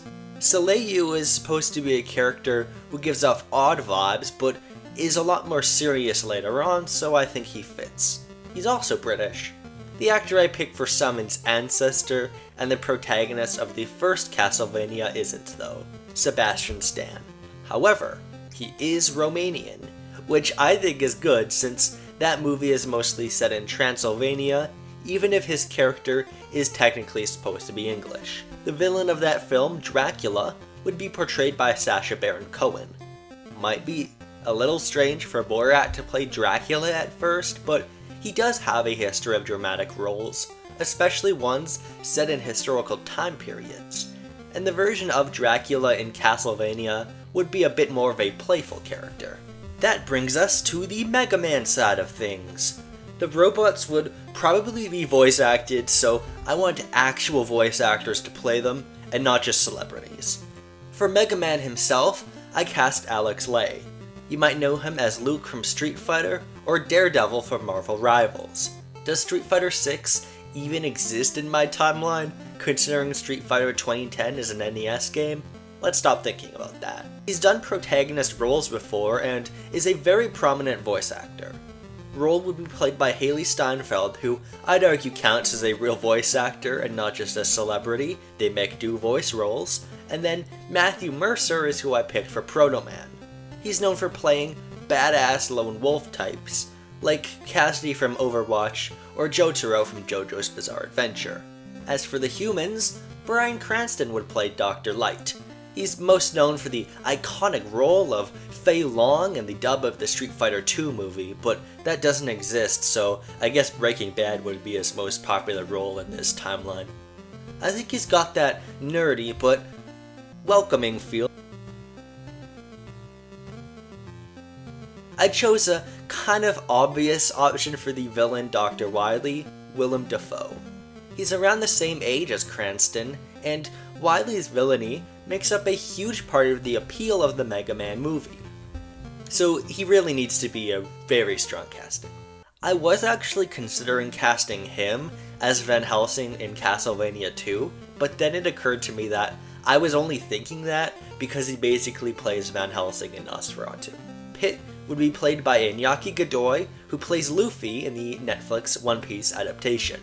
I am showing incredible restraint so far, because there are only 2 people in all of my castings who have been in the live-action One Piece so far. I think his childlike charm would make Pit a likable character, and it would be funny when people get mad for casting a Mexican to play a Greek character. Lana would be played by Emma Myers, most known for Wednesday and a Minecraft movie.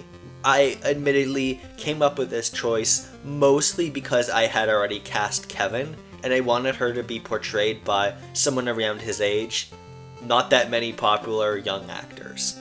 I chose the one actress I knew around his age, who I think could fit. Her father Link would be portrayed by Oscar Isaac. That might seem odd, but remember that this is an older version of Link who is a wise king figure. There is a younger version of him in the first Legend of Zelda, so maybe he can be played by a separate actor if he'd look too old next to Lana. Moving on, I cast the two main villains of Captain N the Final Fantasy, whose first speaking roles are technically Super Mario Bros. Tiamat and Garland. Tiamat has a raspy, snake-like voice, and so I cast famed Venom 2 and Animal Farm director Andy Serkis. Garland would be portrayed by Keith David. That leaves one major role, the last of the Game Masters, Samus Aran. Most obvious pick is Brie Larson, but I already stole a role from the Mario movie. I cast Sophie Turner, who is most known for some Game of Thrones shit. She just fits the image of Samus well, and I found out while researching her that she's also gonna play Lara Croft, which is perfect. I'm making an executive decision and saying that Tomb Raider does exist in this universe where Nintendo games stopped after 1991. In addition to those casting decisions, previous movies have also had rare castings. David Dastmalchian as Dr. Jekyll and Mr. Hyde, James Rolfe as generic angry villager, and Vanilla Ice as the polar bear from Ice Climber. We have fun here, and doing all this casting was fun. I might not have picked a bunch of obscure actors here, but I do think it seems realistic for a hypothetical big budget movie franchise. Feel free to go back and watch my past videos, secure in the knowledge that you can picture every character's faces a little better. Make sure to not skip ads and also possibly fall asleep to let my other videos queue up on autoplay. Yeah. In future videos, I will share my casting decisions as new characters come up. I have castings planned for the 3 antagonists of the next movie who have already appeared technically. Eggplant Wizard, King Hippo, and Mother Brain, so look forward to those in the next video. For now though, let's move on to the actual movies. This next one is the penultimate film of Phase 2 and the last one in this video, Mother. If you're watching this far into my project, you probably know what Mother is. It's become a pretty big cult classic series, mostly due to the 1994 sequel Earthbound, and all the indie games it inspired, so I feel like I must remind everyone that the existence of a Mother movie within the Captain MCU would be a massive what the fuck moment, considering its obscurity in the West at the time. It would be like if Nintendo made a cinematic universe now and had a movie based on Famicom Mukashibanashi Yuyuki. That's why I would want this movie to really win over skeptical audiences by having an emotional storyline and deal with the realities of growing up, while also having the typical absurdity of the game and, at this point, the Captain MCU itself. The creator of the Mother series, Shigesato Itoi, is something of a celebrity, even outside of video games in Japan, so I could absolutely see him playing a role in the creation of this movie, even if just a consultant on the script. I could see 1,000 online articles titled something like, "Here's why Nintendo is adapting an obscure game made by this Japanese celebrity," to catch people up on who Itoi actually is. Now, the storyline of Mother might not be as complex as that of Earthbound or Mother 3, but it is probably the game with the most fleshed out story that I'm adapting to this universe so far. So I think it should be adapted fairly closely, only changed to a movie format. Even if you are familiar with the story of Mother, I'd pay attention though, because a lot of changes are meant to set up future plot developments. Now, before I get into the script's contents, there's one more big thing I want to mention. In an ideal world, this would be an animated movie. Specifically, a stop-motion animated movie inspired by the clay models of characters and enemies used during the development of Mother. It would have a stylized and bright aesthetic inspired by 1950s and 60s Americana imagery. Admittedly, all the stop-motion I've seen has had characters be spindly and the exact opposite of those rounded clay models, but I think I can just give this to the stop motion team and tell them you'll do great, have fun. I think an animated movie would be best suited for Mother because some of the very stylized character and enemy designs, and because the whole plot could probably benefit from a little abstraction to make it work better in the eyes of an audience.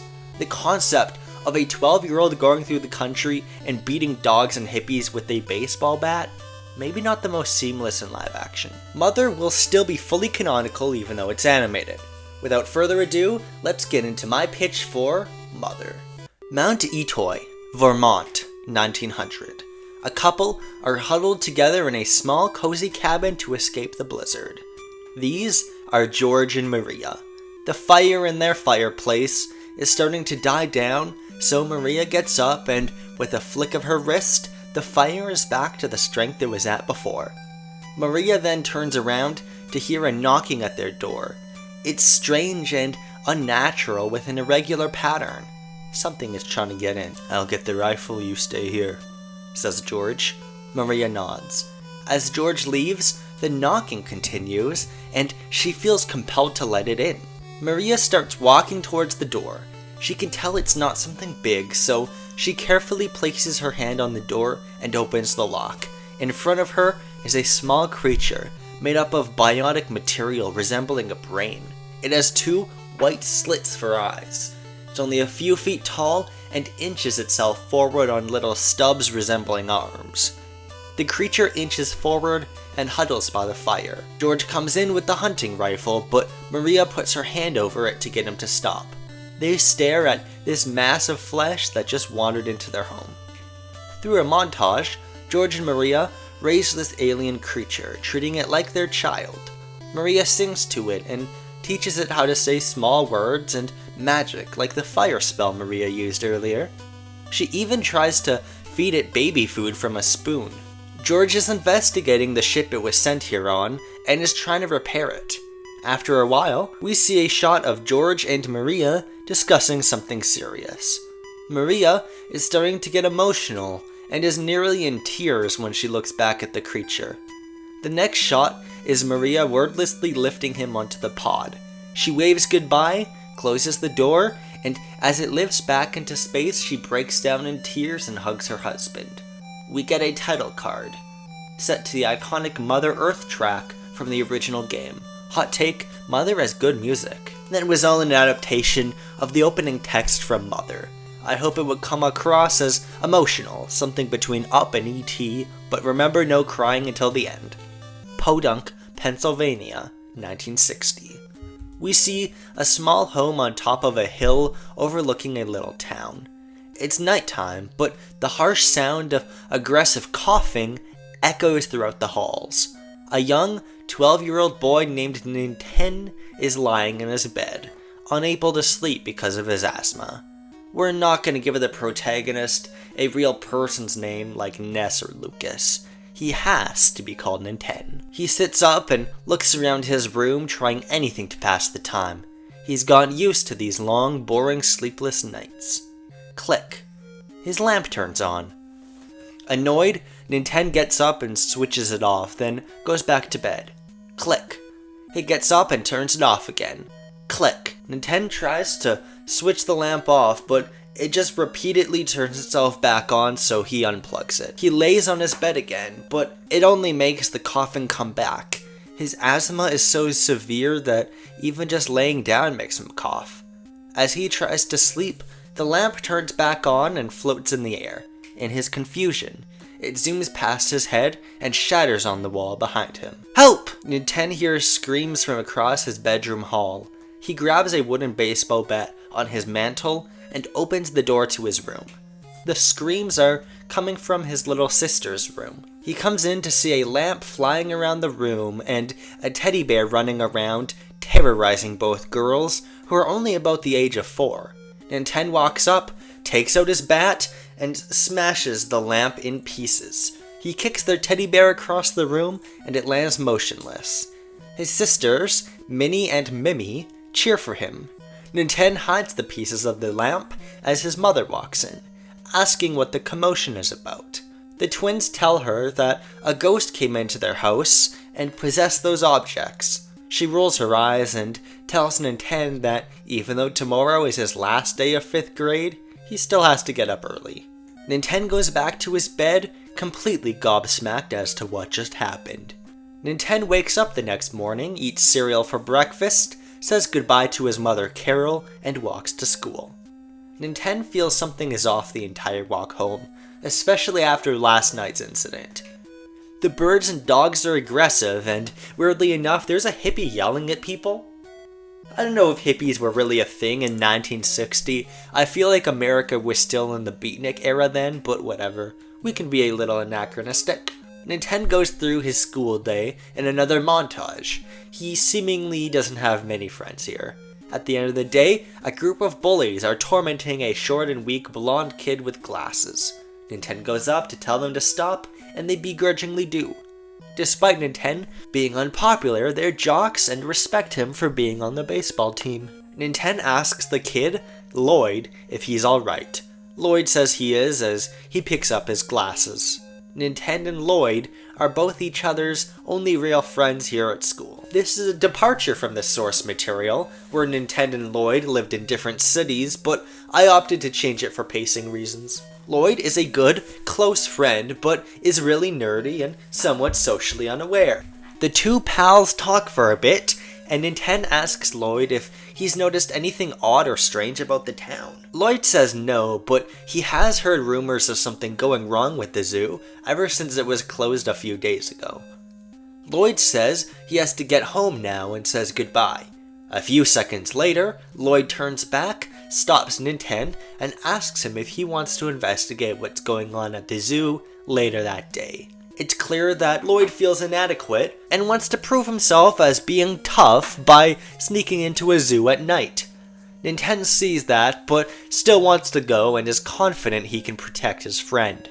The two decide to meet up later that day, but before they go, we see a young girl in pink hiding in a nearby bush, spying on the two boys. That night, Ninten and Lloyd sneak out and meet by an old gate at the front of the zoo's entrance. It's a full moon, and the animals around Ninten's house seem to be just as wild as ever.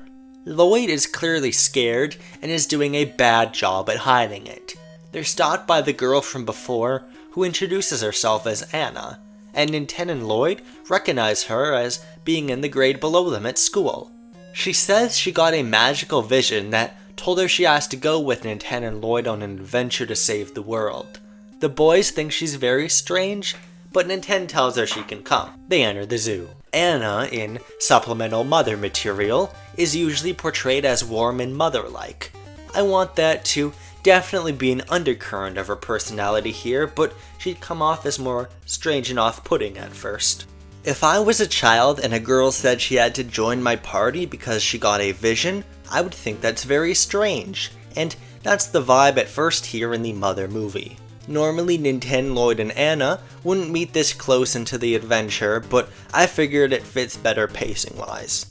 Anyways, in this next section, the three would explore the zoo in a scene that starts out as some innocent first day of summer mischief, but would take a turn for the worse, as we'd quickly realize every animal in the zoo has escaped and is running wild. The three would eventually have to hide from alligators, hyenas, and elephants, and would try to get home as quickly as possible. After a decent while, in this tense scene, an alligator would run after the trio as fast as possible, and they'd frantically be chased into a monkey cage. As the three are cornered, Lloyd begins to cry and plead for his life as Ninten closes his eyes. Anna concentrates on the voice of the monkey in the cage as he begins to sing.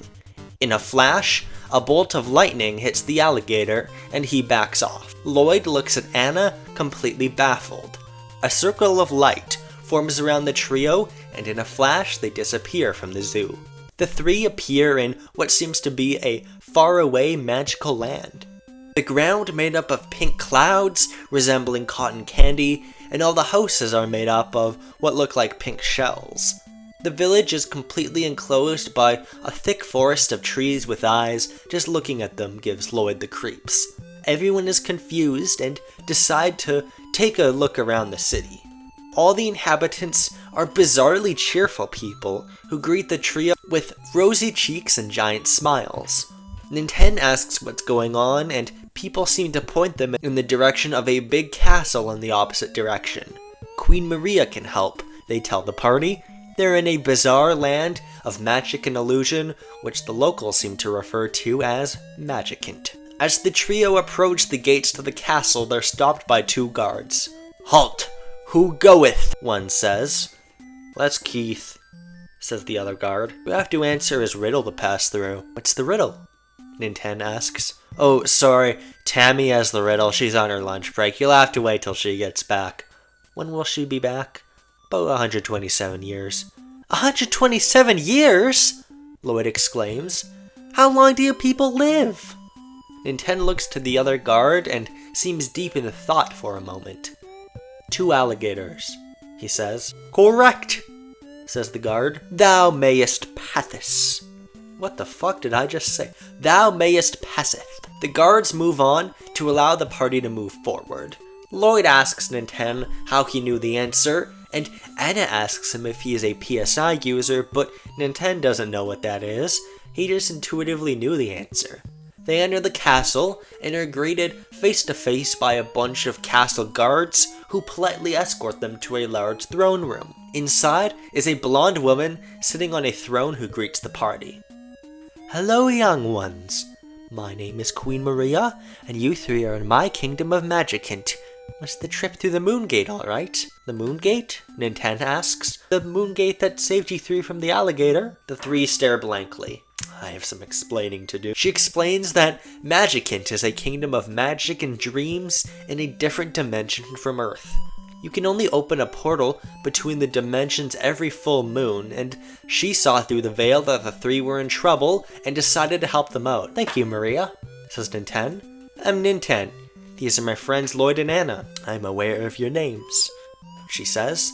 "I think you three are very special children indeed. I'm sure you three have noticed strange happenings in your world, no?" Ninten nods his head. "Afraid it's a lot more serious than you might expect. I need your help." Queen Maria explains that their world is under attack by an evil alien named Gigu, who is manipulating the local people, wildlife, and even possessing inanimate objects, all for his goal of world domination. She needs the help of Ninten and his party because she can't move to his world. Lloyd is in disbelief and is trying to tell Queen Maria that there's no way 3 kids can defeat an alien.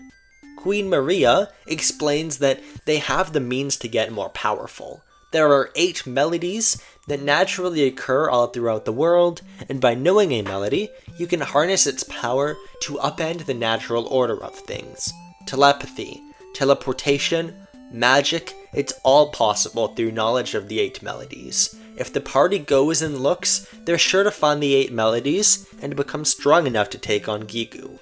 They already have one, which Anna heard from the monkey back at the zoo, so they just need 7 more. Ninten is surprised, but he thinks back to his boring suburban home, and straight away, he wants in on the adventure. "I'm in," he says. He looks back at Lloyd and Anna. "Are you with me too?" Anna smiles and nods, and Lloyd reluctantly does the same. Queen Maria thanks her heroes and tells them that there's a portal outside to get back to Earth. They have to be quick. Gigu is already amassing his strength. They have to get the 8 melodies by the time of the next full moon for a reason that Maria doesn't explain yet. The party thanks Maria and leaves. They're confused as to where the exit is until a giant yellow fish appears from a nearby lake and opens its mouth to reveal a giant white portal. They step in and are back at Podunk. The 3 heroes agree to meet the next day Just set off and the scene ends. So one big thing Mother does is that it actually establishes how magic works in the Captain NCU. It's still a very loose system, but basically the world has rules which are expressed as melodies, and by knowing those rules, you can harness the power of magic. Don't think about it too hard. This basically acts as a way for the party to level up throughout their adventure in a natural way, while connecting it to an actual Mother plot element. It definitely injects a little more surreality into the Captain NCU too, which only fits for a Mother movie. And since this movie is more geared towards kids, it kind of has an imaginative element. Although I seriously doubt most children would want to watch a stop-motion animated film called Mother, now that I think about it. This movie may end up being the black sheep of the Captain NCU, but it also has vital information, which is really funny. As you might remember, Magicant was mentioned way back in Super Mario Land by an alien named Tatanga, as the name of the alternate dimension Kevin and the Game Masters visited in Captain and the Final Fantasy. It's definitely a surreal, fantastical place. Bowser was from there, for example, and he's played by Jack Black now, but it's not quite as surreal as the Magicant Nintendo's party went to. We've never seen Triple T in previous movies set in Magicant after all. Why is Magicant so different in Mother, and what's the deal with it after all? Why have Lana and others from Magicant never heard the word Magicant? Why does Queen Maria have the same name and face as Maria from the prologue? All that and more will be answered by the end of this very video, loyal viewers, except that last one. Pure coincidence. The next day, we see the three heroes packing up at their respective homes to get ready for their oncoming adventure. Lloyd's father doesn't notice him leaving because he's busy digging through a trash can to gather things for an invention, and Anna lives alone with just her father. He's similarly superstitious to her and is okay with her going. Nintendo is about to leave when he's stopped by his mother. Nintendo frantically tries to explain everything, but she tells him that it's okay if he wants to go out for a bit. Nintendo smiles, and his mother asks him if he wants to call his father, who has been away for work. Nintendo does, and there's a nice conversation where his father says he'll send him some money for whatever he wants to do. It's the 60s, so I just assume parents were like that back then. Nintendo's father would be portrayed by Shigesato Itoi in the Japanese dub. Armed with cash, a backpack, and his trusty baseball bat, Nintendo says goodbye and heads to the town of Podunk. The walk is treacherous because of the wild animals, but Nintendo goes to the city center and meets Anna and Lloyd. So, where are we going? Asks Nintendo. The others don't know at first. I've always wanted to go to Marysville, says Lloyd. I hear they're trying to build robots there. The party stocks up on food, then gets on the next train to Marysville. The structure of this movie would be that the party goes on little mini-adventures with each stop, teaching someone a lesson about growing up. This pit stop would be mostly for Lloyd. They reach Marysville and realize that the bullies from Podunk are there. The bullies would try to torment Lloyd again, but Anna scares them off by demonstrating lightning PSI. The party visits a laboratory where a young scientist, just slightly over their age, named Professor Hector, is building prototypes for sentient robots. His father, Dr. Distorto, runs the lab, but is away now for work. Dr. Distorto does not appear in this movie, but if he was, he would be voice acted by a cameo role from Dr. Dementum. That guy's still alive. Hector has a very simple robot in working order called Rob, but he's not ready to show the public. Audiences with a good memory might remember Rob and Hector from Mega Man 2. Lloyd is amazed and offers to help him out. The two work together in Hector's lab as Nintendo and Anna go out to see the town. The bullies would see that Anna and Nintendo are gone and would decide to go out to pick on Lloyd.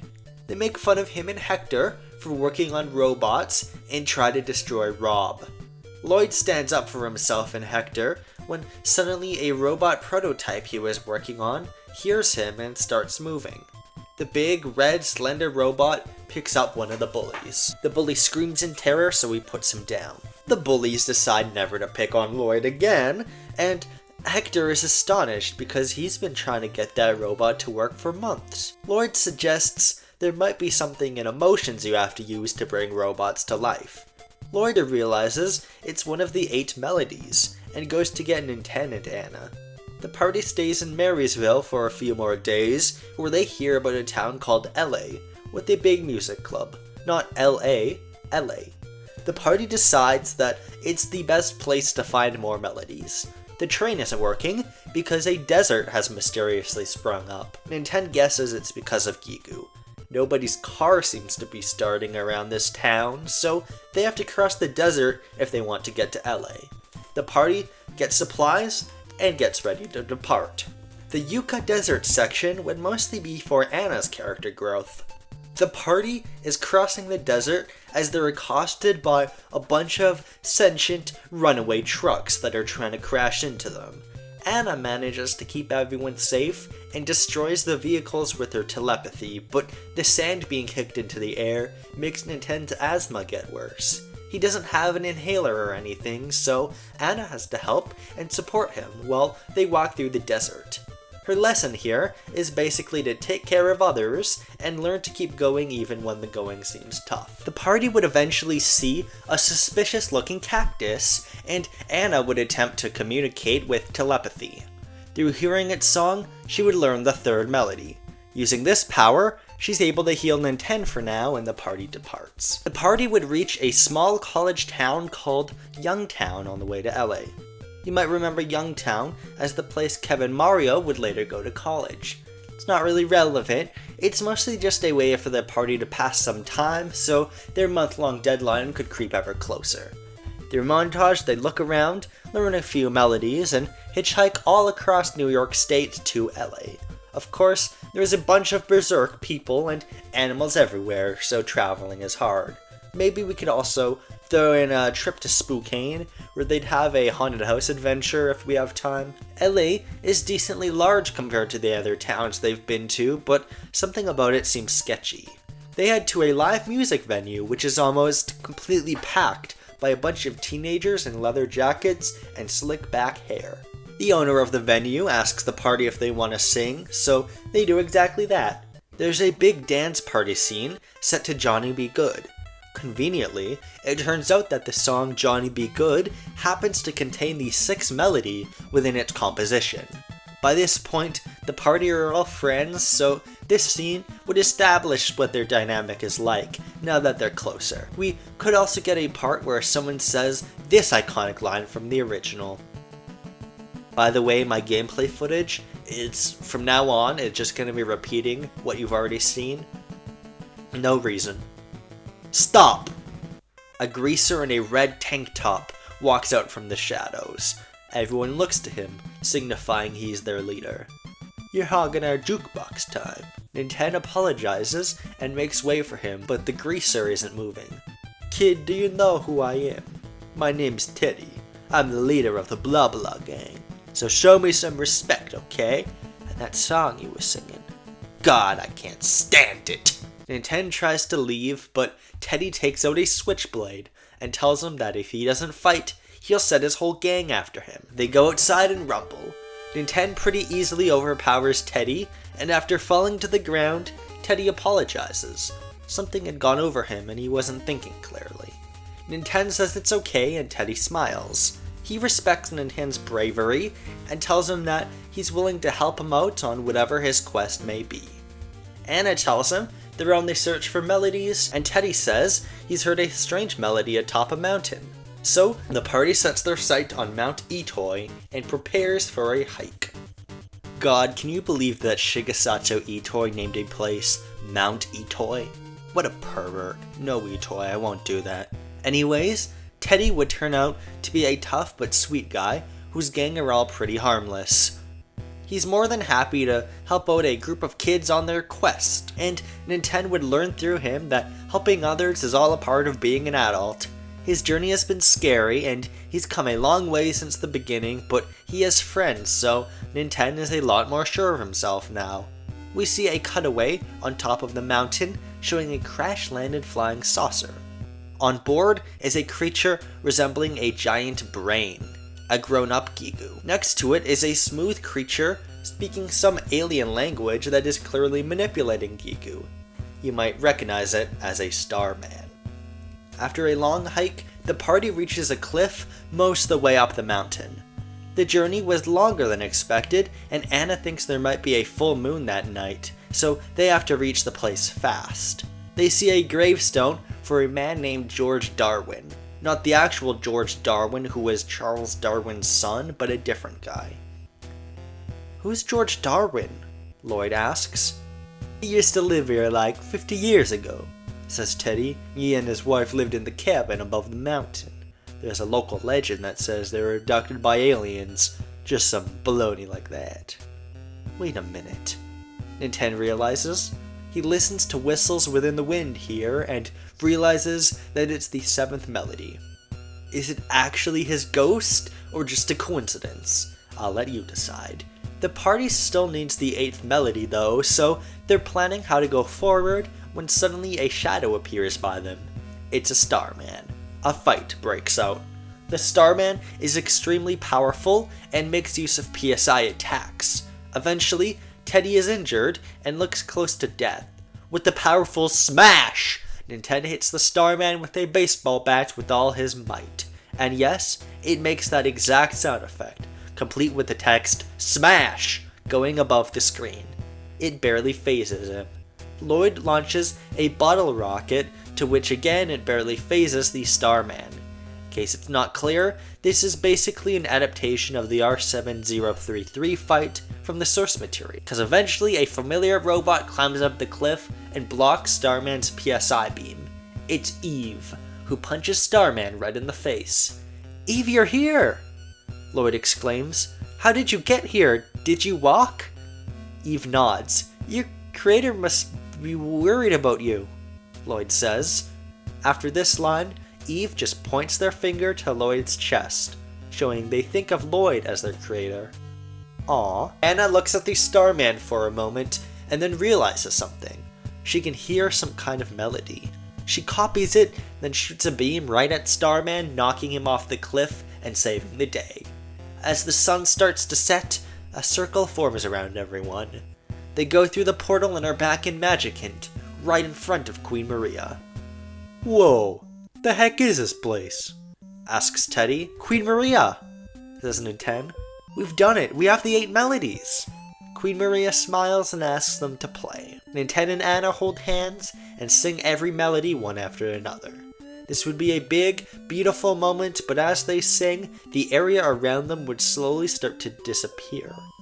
Magicant's bright pink clouds would go away, and it turns out this whole time, Maria was in an abandoned castle in the middle of an ordinary looking empty field.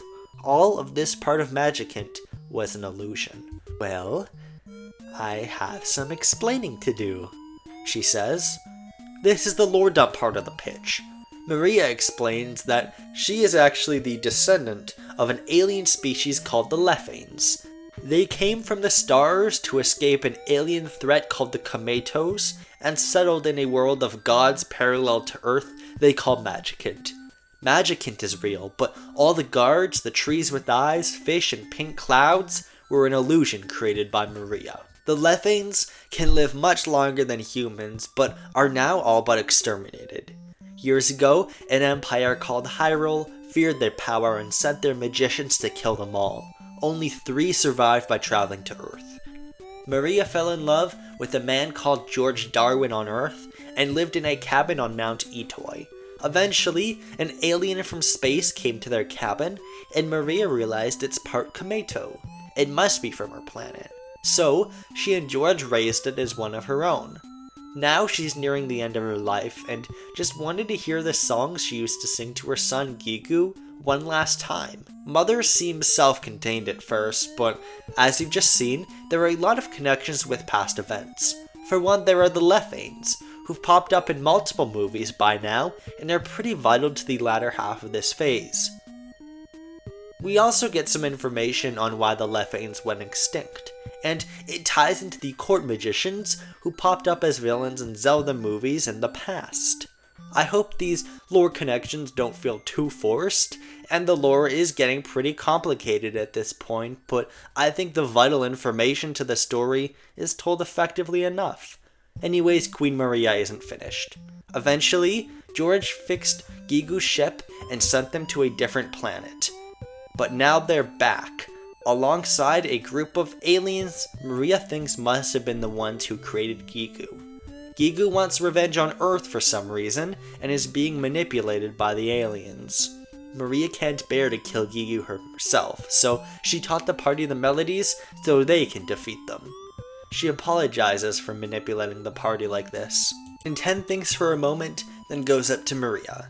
He grabs her hands and tells her that she saved their lives so they're friends. He and his party would gladly save the world for her.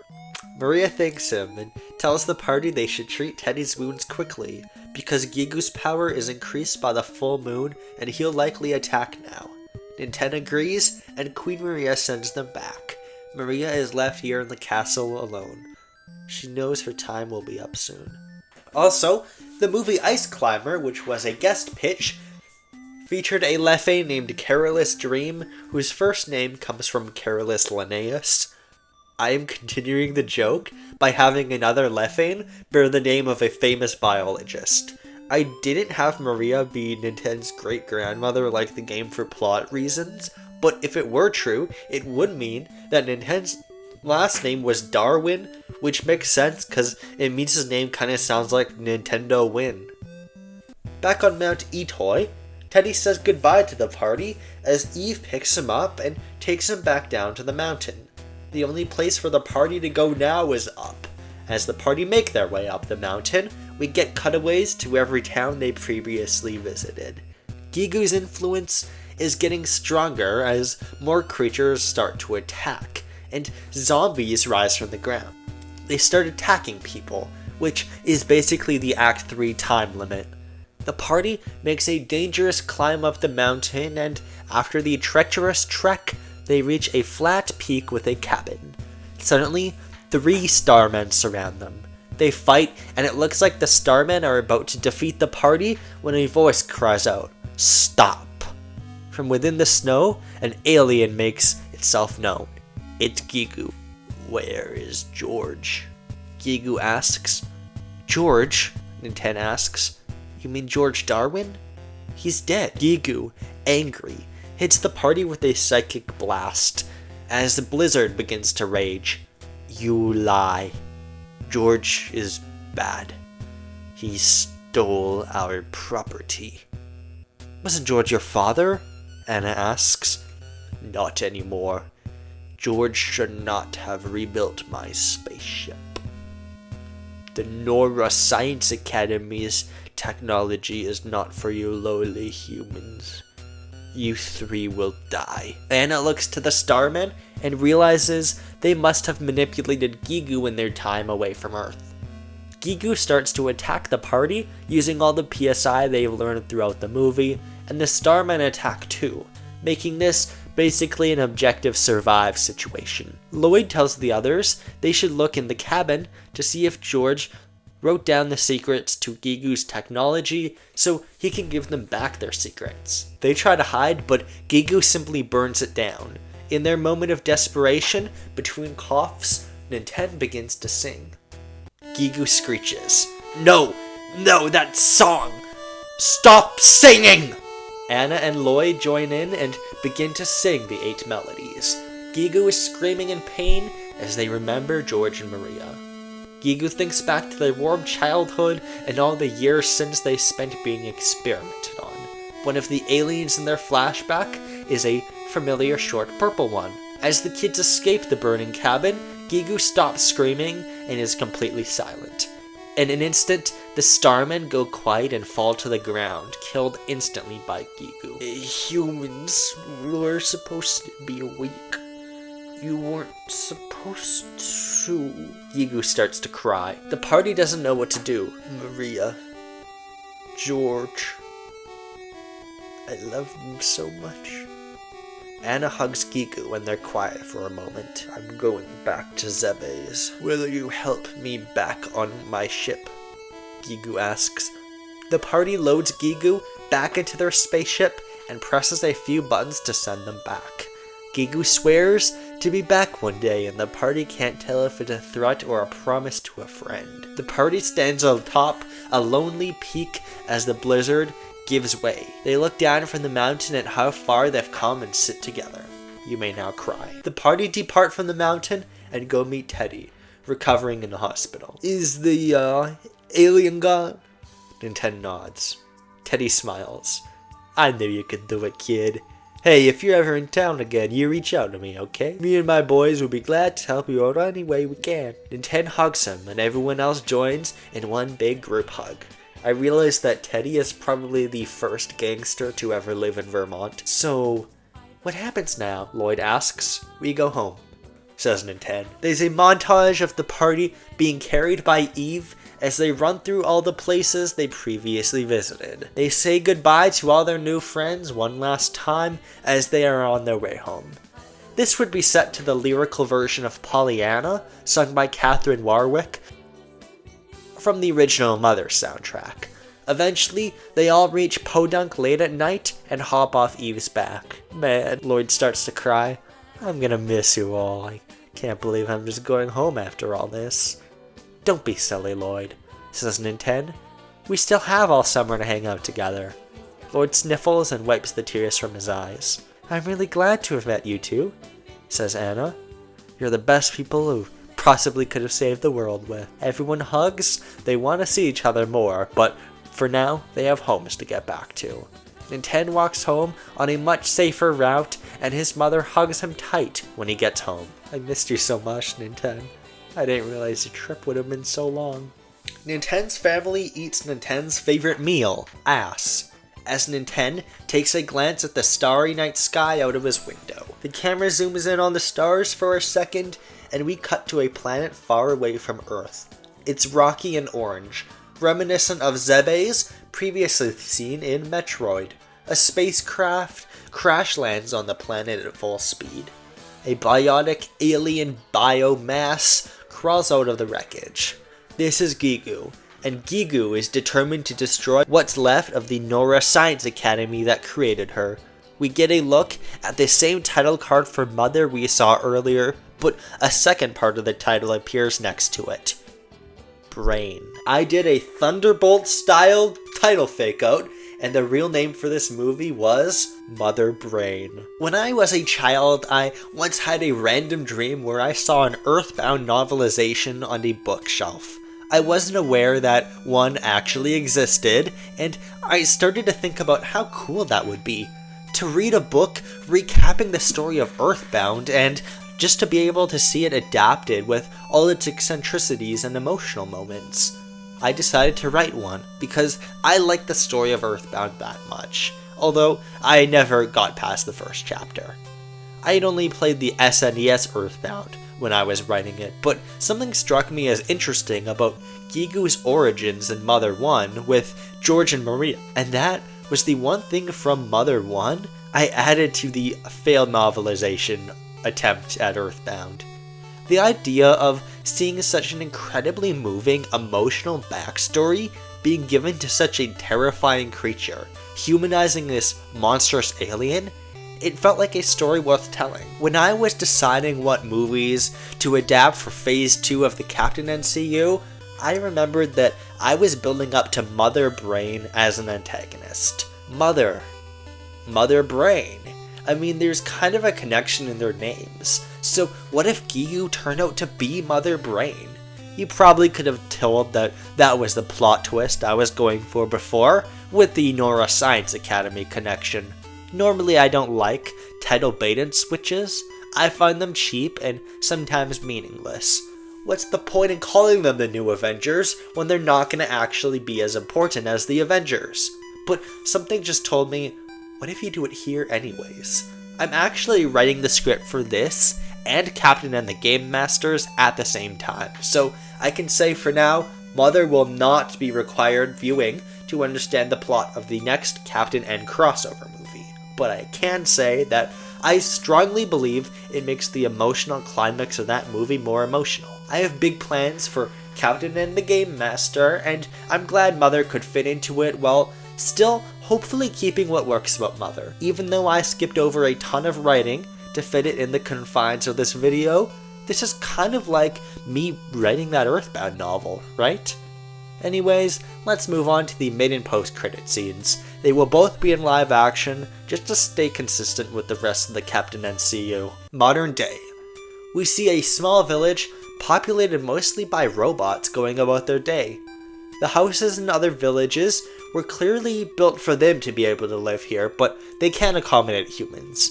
An old Professor Hector pops out of one of the houses and looks around. He smiles. If only Lloyd could see this, he says. One bit of lore I came up with in writing this pitch is that I had already established Rob was the first sentient robot ever built, and was created by Professor Hector. So I introduced Professor Hector into this movie and had him be the one to partly build Eve, technically along with Lloyd. This is mostly to confirm he is still alive now. This city is the one that Proto Man promised to build at the end of Mega Man 2, a paradise where humans and robots can live together. It will be important later. Let's get to the post-credits. Down in a cave in Planet Zebes, Gigu, or Mother Brain, is in an outpost from the Nora Science Academy. She realizes it's all gone. Everyone from the Science Academy has been arrested or left. Mother Brain doesn't know what to do. A group of space pirates storm into the room, trying to kill her. Mother Brain controls a bunch of Metroids to bite them all. With that, we are finished with most of Phase 2 of the Captain MCU. As a reminder, the next video will be about Captain and the Game Masters, and will unveil my Phase 3 plans. We've come a long way since the first Phase 6 movies, and I think this silly cinematic universe project has blossomed into something with way more scale than I could have possibly imagined.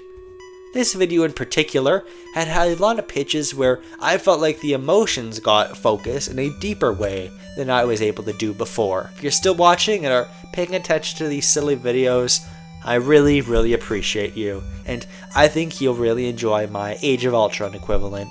It probably won't be too long before I'm able to get it out, since I have most of it written at this point, and it does not require me to play any JRPGs. Thank you so much for watching, and I'll see you later.